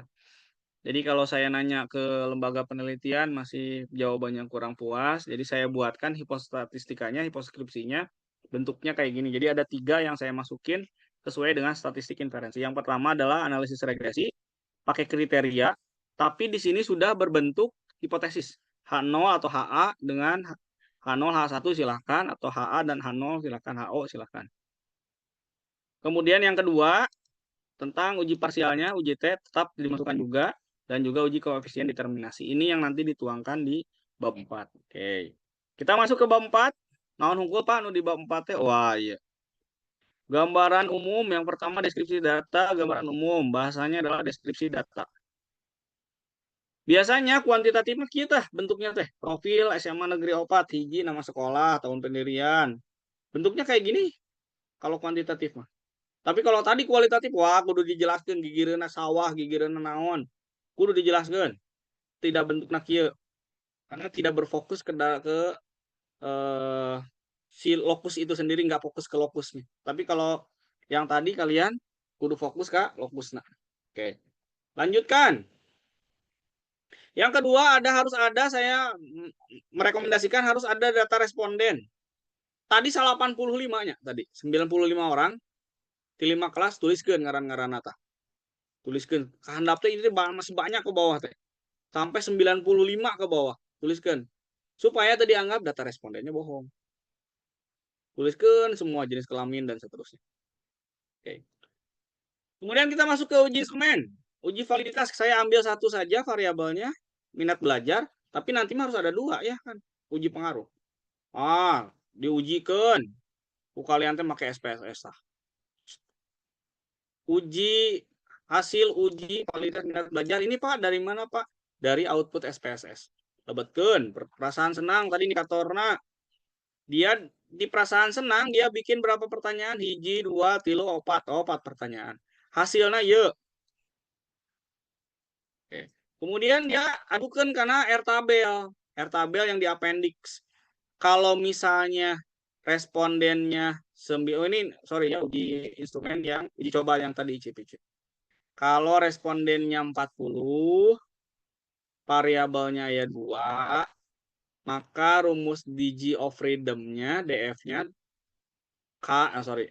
ini N responden dikurangi jeung kana K atau 2. Jadi 30 dikurangi 2, degree of freedom-nya 38. Tingkat signifikansi 10% dia, si peneliti. Bebas, 5%, 10%. Yang penting hak tanggung jawab prerogatif dari peneliti. 30 degree of freedom 38 dengan taraf signifikansi 10% jatuhnya 0,2368 sama semua.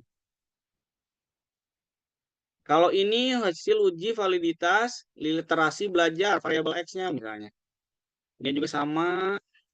Ini nih indikator literasi digital skill, indikator. Ya. Oke. Kemudian masuk ke uji reliabilitas sama. Degree of freedom-nya, oh ternyata ini data primer diolah dan seterusnya. Ini dari SPSS ya. Buat tabel kayak gini, buatkan. Ternyata hasilnya 0,929 Pak. Penelitian saya lebih besar dari 0, maka seluruh item pertanyaan telah reliable. Ini yang literasi digital. Oke, itu tentang icip-icipnya, uji coba instrumennya. Kita masuk ke uji prasyarat. Yang tadi statistik deskriptif. Oke, ini deskriptif ayat 95 responden. Pak, ini dari SPSS ya. Ngambil dari output SPSS. Oke. Ini Pak, rata-ratanya ini enggak dari output SPSS. Kemudian masuk ke distribusi frekuensinya. Yang tadi saya ngomong. Pak, yang ngejawab yang rentangnya ada paling tinggi, sangat tinggi itu Pak, ada 39 responden. Sisa nama ini Pak, totalnya 80 kan? 85 total. Prosentasikan, rata-ratanya skornya sabaraha, jelaskan. Dari 95 responden, 38 siswa memiliki minat sangat tinggi. Ini belum ke uji agresi ya, ini masih ke uji prasyaratnya dulu. Sebanyak 40 siswa kategorinya tinggi. Ternyata masih ada yang siswa yang kategorinya misalnya rendah, misalnya atau cukup, dan seterusnya. Oke, lanjutkan. Ini baru masuk ke inferensi uji normalitas. Oh, ya tinggal copy paste tina output SPSS. Yang diambil berarti one sample Kolmogorov, kemudian juga regression standarnya sama dengan p-plot. Masukkan ke sini ke skripsi kalian di bab 4. Kemarin dosen pembimbing rek dosen penguji lieur atau henteu oke. Kemudian terakhir uji linearitas. Nah, ini sudah masuk ke ANOVA. Ya, tabel ANOVA munculkan di sini, jelaskan ku kamu tuh berdasarkan anu 0,795 yang ini. 0,79. Lebih besar dari maka disimpulkan hubungannya linier, lempeng berarti. Uji homogenitas, hasil output SPSS-nya ada, jelaskan, dihendap, jelaskan gitu dan seterusnya. Oke. Ini baru ke pengujian hiposkripsi yang tadi saya sampaikan. Analisis regresi hasilnya adalah nilai signifikansinya misalnya 9, Pak. Jelaskan ku kamu kumaha. Kriteriana iya, simpulkan. Oh, jadi kesimpulannya HA diterima, HANU ditolak. Dapat disimpulkan ayat terdapat pengaruh. Cenah. Minat belajar, literasi digital terhadap minat belajar. Kemudian yang kedua, uji parsial. Pengen tahu ayat masing-masing berpengaruh. Oh, ternyata yang diambil misalnya T hitungnya lebih besar, degree of freedom-nya. T hitung, outputnya kumaha. Oh, maka misalnya ada pengaruh. Nah, uji parsial terakhir. Uji koefisien determinasi. Kumaha uji koefisien determinasi? Pak, ternyata misalnya nih, aspek religius misalnya. Nah, pengaruh nanti sakieu Pak nih. 8,7% literasi digital teh memiliki pengaruh kuat terhadap minat belajar. Pertanyaan selanjutnya berarti ada 50,3% yang berpengaruh terhadap minat belajar selain literasi digital. Tah gitu.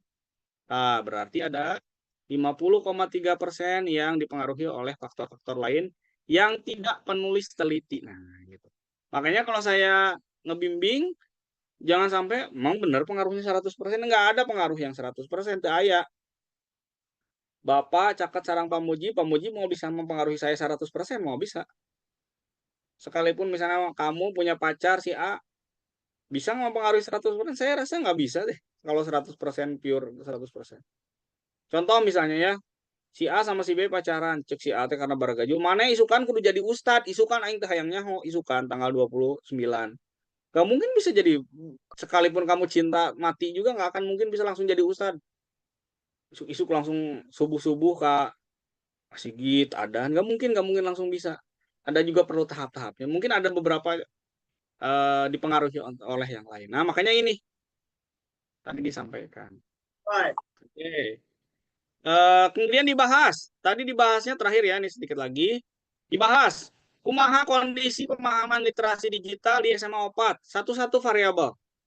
Variabel kedua yang kumaha kondisi minat belajar di SMA 4.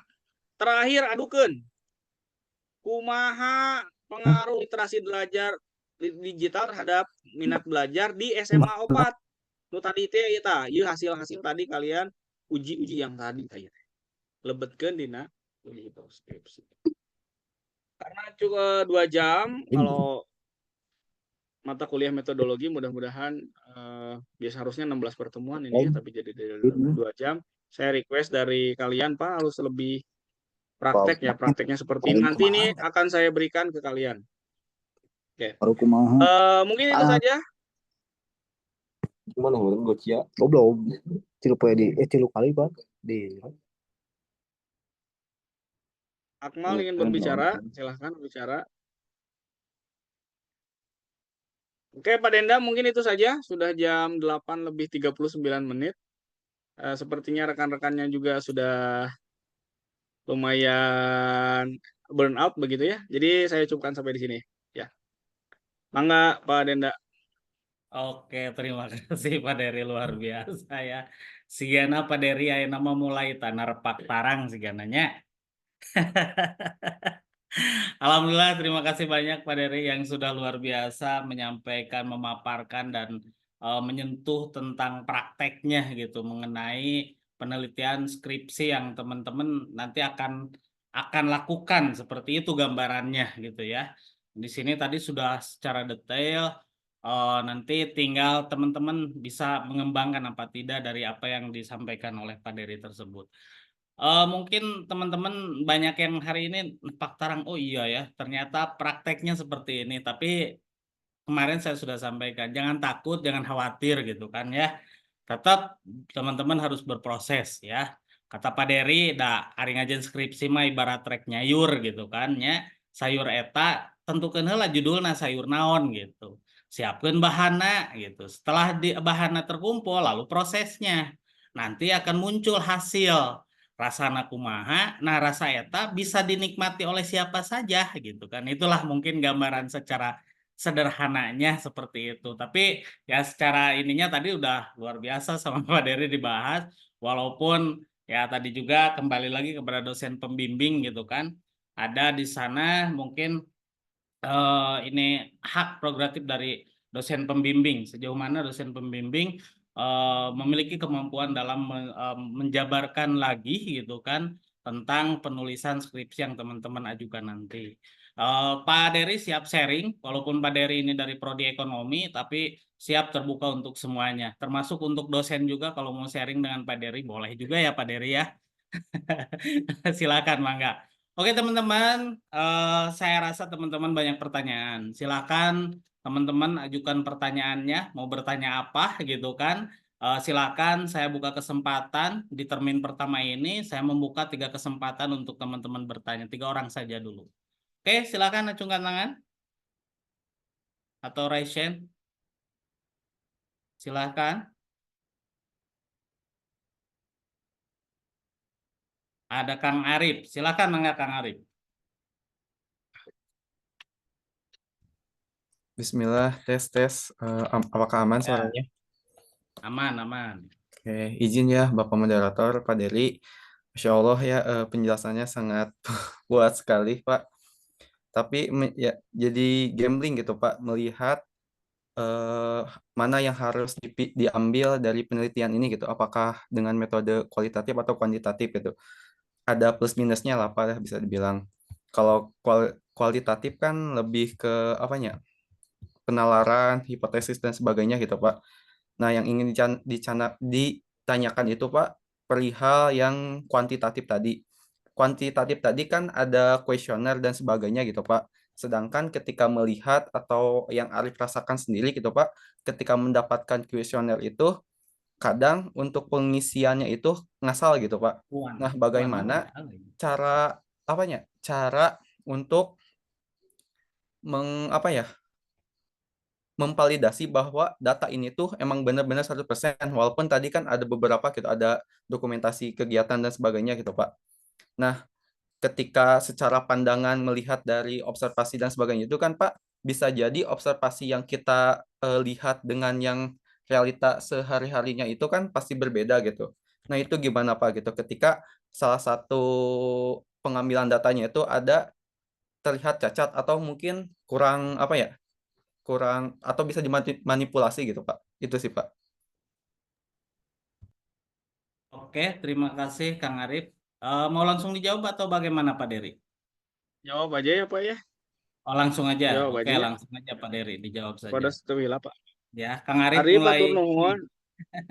Eh Pertanyaannya mungkin ini juga nanti bisa mewakili teman-teman yang lain ya yang malu bertanya begitu. Atau juga jadi kata Pak Denda teh kok jadi asanyaan kieu skripsi teh saur saha bobohongan dan nyaan skripsi mah teu aya nu bobohongan Arif teu aya ya. Yang pertama yang ingin saya sampaikan terkait Pak kuesionernya gimana kalau misalnya yang isinya asal-asalan. Misalnya ya Arif ngisin ada mau kuesioner Pak Denda di di-sharekeun ka sadayana kena ku mantan. Wah, mantan teh ngeusian kuesioner Pak Denda. Wah, saya mah ngeusi teh sangat tidak setuju terus sangat tidak setuju, sangat tidak setuju, sangat tidak setuju misalnya Rip kayak gitu. Ada istilahnya Rip tadi yang seperti saya sampaikan ada toleransi of error Rip. Yang tadi yang 5%, 10% Rip. Da jalmi teh teu gelo sadayana Rip, teu waras sadayana. Itu namanya toleransi signifikansinya mau 5% kah? Jadi ti 100 teh mah meureun Arif ya, misal 10%. Ti 100 Arif nyebarkeun kuesioner responden 10% 10 jelema gelo Arif. Asal-asalan teh. Si peneliti harus sadar dulu ke situ Arif. Oh 10% deh. Ti 100 saya nyebarkeun kuesioner, 10 mah gelo atau ngeusina asal-asalan. Anggapan asumsi dari peneliti. Pak ternyata cenah ye cek Pak Arif teh. Pak ternyata nu ngeusi asal-asalan teh versi Arif mah kira-kira 20 orang. Bukan salah saya, bukan salah kita Arif. Makanya tadi ada uji validitas sama reliabilitas terlebih dahulu Rip. Icip-icip heula. Mun geus valid jeung reliable mah anu tadi cek Arif teh asal-asalan ngisi asal-asal diminimalisir, bukan berarti dihilangkan Rip. Diminimalisir. Dikecilkan muncul bocor tema tadi mah golontorna gede pada denda siga pipa duain meureun ayeuna mah bocor keneh ngan pipana jadi saparapatin gitu nggak mungkin ada yang sempurna Arif penelitian itu nggak ada yang sempurna Arif lamun penelitian sempurna beres Pak Denda mau anu penelitian deui meureun misalnya mau aya penelitian sempurna yeuh strategi kepala sekolah mau aya penelitian tentang strategi kepala sekolah deui meureun tika ayeuna da beres sempurna pan ditutup ku itu panutup teh seperti itu ya Rip, itu tentang kuesioner. Yang kedua, Rip, Pak, kalau misalnya ya tadi teh ya, setiap penelitian pasti banyak kekurangannya Rip. Misalnya yang tadi ya, Pak, pas studi pas observasi cek si Arif teh. Ternyata tidak sesuai jeung keinginan Rip. Misalnya cek saya teh observasi teh kepala sekolah teh ngejawab teh wawancara mah HD ngagul sekolah pas ditinggali ku Arif teh observasi infokus teu aya bangku rareot barudak garondrong mastakana gitu nya nyarios kasar misalnya itu sih si Akmal bieu kalepasan meureun itu nanti observasi seperti itu Rip, tidak Pak boleh dimodifikasi mangga itu mah berarti yang dosen pembimbing lakukan adalah tetap dalam rangka normatif tidak boleh ada modifikasi atau manipulasi dalam observasi Tapi eta mah hubunganna antara Arif jeung Allah mangga eta mah langsung. Ah Pak rek modifikasi we saeutik. Da wawancarana kepala sekolah teh ngahargaan asa bener ku saya di penelitian mah. Makanya penelitian kenu saya bahkan misalnya yang kita dipublikasikan dalam bentuk artikel. Maca misalnya SMP anu misalnya jadi digoreng-goreng ku si Arif teang sih ya ku saya. Saha teh eta mahasiswa Unlip ngegoreng-goreng saya. Nah gitu. Itu mah silahkan, tapi kita sebagai dosen pembimbing eh, skripsi wajib tetap normatif menjelaskan bahwa tidak boleh ada manipulasi ya. Kalau modifikasi mah silahkan. Karena kelincahan fleksibilitas dari peneliti juga dituntut kalau dalam penelitian jangan kaku. Cek paderi kudu aya RKS, itu mere coba kumaha. Padenda teu mere sakolana RKS mah dokumen penting moal dibere ku saya daya duitan. Aya nominal cing kumaha harip. Berarti kita sebagai peneliti kudu cari alternatif lain yang bisa mendapatkan dan menguatkan tetap variabel-variabel kita. Sekedar cekap mah Pak Arifnya gitu ya. Pak Denda Oke, Kang Arif, bagaimana Kang Arif? Masih ada ini? Insya Allah Pak puas Pak. Cukup? Jangan terbatas Kang Arif. Kalau emang misalkan belum puas, sok sampaikan. Masih Mumpung banyak ada sih sebenarnya Pak. keterlibatan. Sok aja. Siapa? Nanti aja Pak kesian yang lain. Nanti aja. Oke, ngobrol-ngobrol sambil ngopi sama Pak Dery ya. Untuk selanjutnya. Oke, teman-teman yang lain, silakan. Ada yang mau ditanyakan lagi? Ya masih genar ada sih nanya teh Pak Dery. Galak Pak Dery tadi nanya. Galak teuing. Ini Pak Denda ya ini mah sharing aja karena kan nggak mungkin saya bisa memahamkan kalian dalam waktu 2 jam. Hei waktosna wengi idenya ini mah sharing session saja teknis. Nanti sekali lagi yang patut kalian ikuti itu bukan teman diskusi tapi yang patut kalian ikuti itu dosen pembimbing skripsi. Karena hak prerogatif ACC mah aya di dosen pembimbing, aya di Pak Denda, lain di Pak Dery. Sakumaha hade di Pak Dery, cek Pak Denda ditolak mah gering ditolak Rip. Rek adug-adugan geus Pak Haji cek Pak Dery, sesuai cek Pak Dery. Cek Pak Mujib teh di ACC mah gering. Leweh urang teh. Tong gitu cek Pak Mujib teh. Lieur-lieur siga Pak Dery kieu we sederhana. Urang kudu nurut ke Pak Mujib. Dan nu ngaacsesana lain Pak Dery, Pak Mujib. Saya di sini berbicara yang pertama sebagai dosen statistika, meureun. Yang kedua juga agak sedikit paham tentang metodologi. Jadi saya mah kudu ngajelaskeun gitu meureun. Arif, cek saya mah wajib puasa tah hayang nyaho Arif, wajib puasa. Nisa Akmal wajib maneh puasa. Arek perpergian, rek berpergian wajib misalnya saya menyapan sebagai dosen. Wah, dosen statistik misalnya, dosen agama Islam. Cek padena teh bimbingan jak ari perjalanan mah tuh hegae, buka da cek Rasul oge hegae gitu seolah-olah. Cek padena teh hegae da kalau sakit mah hegae tah seperti itu ya. Mangga cekap pengen pada Oke, mangga teman-teman. Ini Pak Dery bukan berarti kasar atau galak atau apa ya.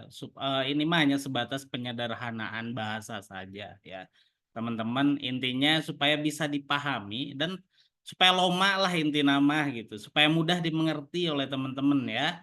Jadi bahasa-bahasa Pak Dery tadi bukan masalah bahasanya yang di ini, tapi cara penyampaian Pak Dery yang mudah dipahami oleh kita. Ke sana arahnya ya.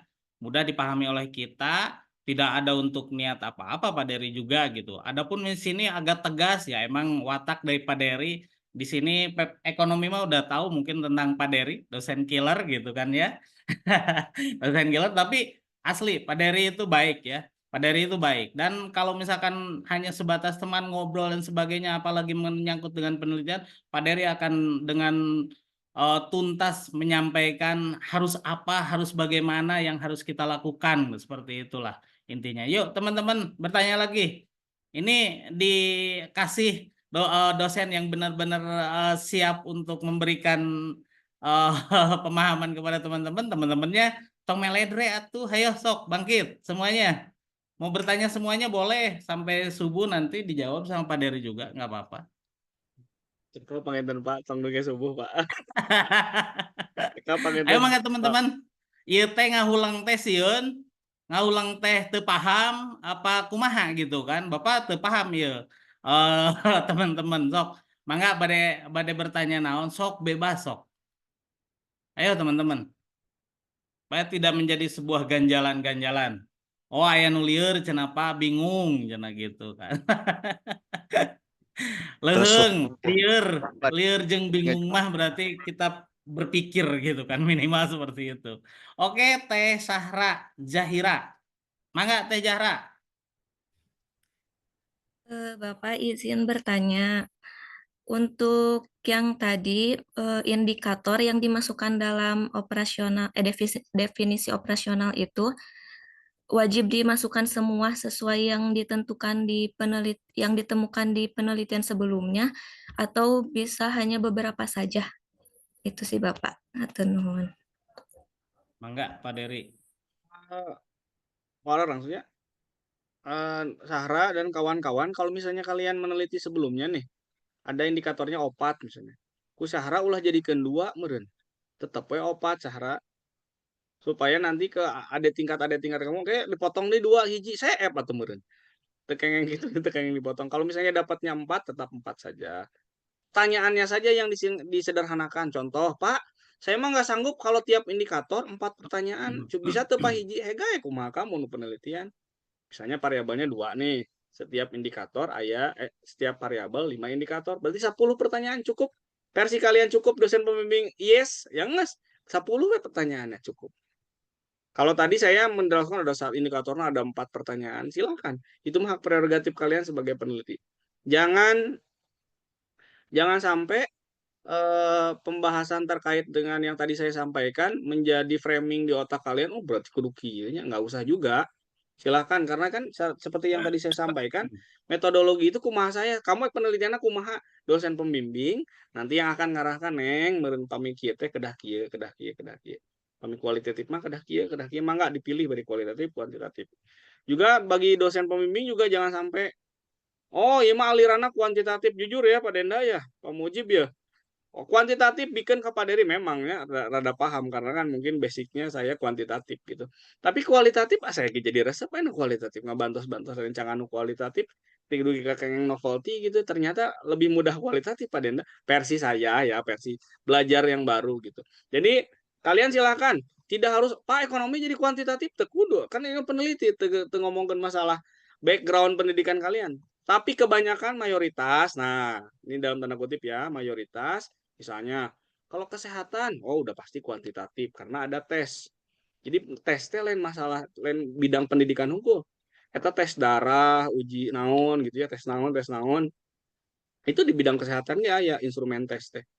Jadi bukan hanya tesnya berarti Pak, anu dimiliki aku bidang pendidikan, tidak semua juga termasuk psikologi aja, ya misalnya psikologis ya, ilmunya tetap aya tes kejiwaan. Makanya naon eta tes instrumennya berarti bentuknya tes gitu. Ada observasi juga dan seterusnya. Jadi begitu Sahra ya dan kawan-kawan kalau misalnya kalian nemu nih indikatornya, Pak indikator teh di mana? Geus neangan lah. Penelitian terdahulu nu sarua nu minat belajar loba berebet di Google teh Pak Denda. Pilih salah sahiji indikatorna nu dia Pak. Eopat, penelitian itu eopat. Udah ambil 4. Pak di dia mah kan 2, cokotnya 2. Kayak ngomong mereka dosen pembimbing Pak. Nah beda opat jang, iya mah 2 teh menurut si iya Pak kan gitu tinggal jelasin gitu aja. Tapi berdasarkan satu teori berdasarkan penelitian sebelumnya. Jangan kita serta merta abongane si Arif teh pinter, asa pang aing nawe, asa karak. Pak judul ini cuma saya aja Pak yang mulai di dunia ini. Sebelum kamu lahir, Pak Denda heula lahir, saya heula lahir. Saya heula maca nu eta. Jadi jangan sampai mengklaim juga Pak originalitas Pak saya. Penelitian saya originalitas. Istilah original itu bukan judulnya original kan judulnya Mas Hami menurut Pak Denanya judulnya Mas Hami tapi originalitas satu originalitas prosesnya ku saya Pak teu make joki nah itu proses original tah 2 kusrak-kusruk neangan data-data Pak saya sorangan make bensin sorangan itu namanya sudah origin mungkin itu yang bisa saya sampaikan ya Sahraya terima kasih. Oke, bagaimana Teh Syahra Zahira? Ya, Bisa Bapak. dipahami? Bisa Oke, dipahami. masih ada yang mau ditanyakan boleh? Cukup? Sudah cukup, Bapak. Oke, yang lain? Satu lagi nih. Ada slot. Pak Denda sepertosna cekapunya Pak Dendanya. Terus Salah Pak. 300. Bos capek Pak Derinya. Maka Pak Denda Eh? Non. Oh iya, satu lagi Pak Deri katanya. Ini dari Teh Desti Megasari. Mangga, izinnya Pak Derinya. Oke, mangga Teh Desti. Baik, Bismillahirrahmanirrahim. Bapak mohon maaf izin bertanya. Ini terkait dengan airtabel. Itu yang pernah Desti lihat itu ada 2 ya Pak, ada 2 airtabel yang dimana di dalamnya itu ada yang N-nya itu ada yang N saja, ada yang N dikurangi 2 itu Bapak Desti belum bisa untuk membedakannya harus seperti apa gitu, aku belum paham. Itu saja Bapak. Terima kasih.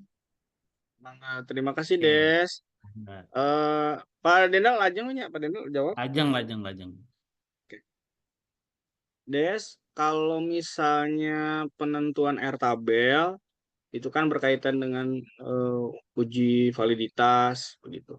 Uji validitas itu rumus degree of freedom-nya tetap N dikurangi K gitu. Des, N itu jumlah responden kamu nih. Pak, saya respondennya 50 berarti N-nya 50. Pak siswa anu ngisi kuesioner teh 50 jelema berarti 50. Variabel kamu yang seberapa hiji? Pengaruh literasi digital terhadap minat belajar. Literasi digital hiji, minat belajar hiji berarti 2. Degree of freedom-nya berarti 50 dikurangi 2, 48. Cari nanti di airtabel degree of freedom-nya 48, terus langsung ke kanan. Mohon izin saya share sedikit atuh ya, supaya liar tah menentukan. Punten pisan Pak Dendanya, 1 menit rekan-rekan karena saya juga tahu kita Mangga, Pak. frekuensinya sama sih. Kamu pengen beres, saya juga sama pengen beres ya, Pak Denda. Tenang aja rekan-rekan ya. Kita satu frekuensi kok hari ini, tenang. Kita satu frekuensi. Mohon izin simulasi sedikit. Nah, misalnya ini ya. Ini cara membaca airtabelnya nih. Misalnya mohon izin. Hendrik, tolong lanjut Hendrik, capek Hendrik atau sekap. Ini Kang Wayenya, misalnya nih ya. Ini masih simulasi aja supaya kalian paham. Misalnya yang tadi ya, mohon izin. Ini tabel airtabel appendix gitu ya. Pak, responden saya tadi yang pertanyaan Desti. Responden saya 50 orang, Pak, 50 siswa. Berarti degree of freedom-nya 50. Kemudian variabel saya 2, Pak. Pengaruh anu terhadap itu misalnya 2. Berarti 50 kurangi 2, 48. Kalian cari yang ke bawahnya 48. Cut, 37. Belah dia, Pak. 48, N-nya 48, di sini nih di degree of freedom-nya 48. Yang saya sedang blok. Kemudian tinggal ngomongin taraf signifikansi, taraf kesalahannya seberapa persen? 5% kah? 1% kah? 10% kah? Misalnya 5%. Maka tadi jajarannya 48, 0,284. Yang tadi saya masukkan, yang tadi si peneliti masukkan 0,284 itu dari sini. Degree of freedom-nya 48, N-nya misalnya taraf signifikansinya adalah 5% gitu. Jadi tapi ini tetap dikurangi yang tadi. Tetap dikurangi, tidak murni N saja. Pak, 50 berarti di dia, Pak. Sanes di dia. Kalau misalnya nanti Desti pakai yang ini, Des, saya yakin nanti ketika uji kuesionernya, uji validitas sama reliabilitasnya, banyak yang invalid karena terlalu tinggi si airtabelnya yang ini 0,274. Tapi, 0,279. Tapi kalau misalnya yang 48, walaupun lebih tinggi, nanti pasti lebih banyak yang validnya. Disesuaikan degree of freedom-nya saja. Perhitungannya tetap sama, dikurangi dengan variabel. Dikurangi 2 itu dari variabel ya, bukan selalu dikurangi 2. 2 itu dari variabel. Mungkin cekap Desti ya. Jawaban saya sekali lagi ke rekan-rekan mahasiswa semua, jangan sampai ada dikotomi antara ekonomi, PPKN. Kita malu sama tetangga kita gitu ya. Misalnya manajemen akuntansi, baru dak nate ketinggalin nate tidak ada dikotomi antar dosen anu dosen. Kalau kalian butuh misalnya sok we nyari ngobrol. Tepriogina naon. Kalau kalian butuh apapun ngobrol gitu. Dengan dosen yang lain pun ya, jangan ada sampai dikotomi. Pak Genten cekap Pak Denda, Desti terima kasih. Oke, mangga, atur nuhun Pak Dery. Bagaimana Teh Desti? Cukup Cukup Bapak, ya? insya Allah. Oke, Ya, terima makasih. kasih Bapak. Oke, kayaknya untuk termin kedua dicukupkan saja ya. Nggak ada lagi kan? Cukup aja ya. Nantilah teman-teman kalau misalkan nanti ada kesempatan silakan nanti ngobrol-ngobrol sama Pak Dery. Terus nanti disesuaikan juga dengan kebutuhan kita ya. Sesuaikan dengan kebutuhan kita dan komunikasikan juga dengan dosen pembimbing tentunya seperti itu ya. Luar biasa di malam hari ini Pak Dery sudah memaparkan yang lebih detail lagi gitu kan ya. Karena memang di sini bab 3 bab 4 itu inti dari sebuah eh, penulisan dari skripsi itu sendiri gitu kan ya. Jadi teman-teman mungkin agak riet karena belum mulai ya. Teman-teman baru ngahayal heula ngagambar gitu kan ya, berimajinasi heula gitu kan. Mungkin muren teman-teman namun misalkan udah mulai prak-prakan nama akan lebih paham, akan lebih dimengerti gitu kan. Oh ini teh arahnya kemana, seperti apa, bagaimana itu nanti ketika sudah dipraktekkan secara langsung teman-teman juga akan bisa memahami hal tersebut. Oke, saya ucapkan terima kasih banyak kepada Bapak Dery, saya ucapkan terima kasih banyak kepada Bapak dan Ibu dosen dari Prodi PPKN, Prodi Ekonomi, Bapak Sekretaris Prodi, Bapak Ketua Prodi dan para panitia semuanya yang sudah hadir pada kesempatan kali ini mendukung dan mensupport kegiatan ini semua karena ini hal yang penting di akhir pembekalan kepada rekan-rekan mahasiswa Universitas Linggabuana. Ini mungkin yang bisa nanti dititipkan kepada mereka gitu kan. Hal seperti ini yang dibutuhkan juga oleh teman-teman kita. Mudah-mudahan ini menjadi sebuah pengetahuan buat kita semua, menjadi ilmu yang barokah tentunya seperti itu ya. Itu saja mungkin untuk malam hari ini karena besok juga masih ada dan besok teman-teman akan dibagi menjadi 2 gitu kan ya karena besok ada lebih ke penjelasan dari masing-masing prodi dan di situ sudah ada narasumbernya dari prodi gitu kan. Besok teman-teman akan diarahkan menjadi dua room ya. Prodi PPKN, prodi ekonomi. Silakan besok untuk bisa aktif hadir lagi gitu kan ya dalam kegiatan workshop ini. Mudah-mudahan kita diberikan kesehatan sehingga bisa terus mengikuti proses yang sedang kita jalani saat ini. Itu saja untuk malam kali ini. Sekali lagi terima kasih atas perhatiannya. Terima kasih kepada semua yang hadir pada kesempatan kali ini. Kita cukupkan saja untuk pertemuan di malam hari ini dengan ucapan alhamdulillahirabbil alamin. Wabillahi taufiq wal hidayah. Wassalamualaikum warahmatullahi wabarakatuh. Waalaikumsalam warahmatullahi wabarakatuh. Terima kasih Pak. Rekan-rekan, atur nuhun pisan. Waalaikumsalam warahmatullahi wabarakatuh. Terima kasih Bapak. Semangat Pak Arif. Anjay.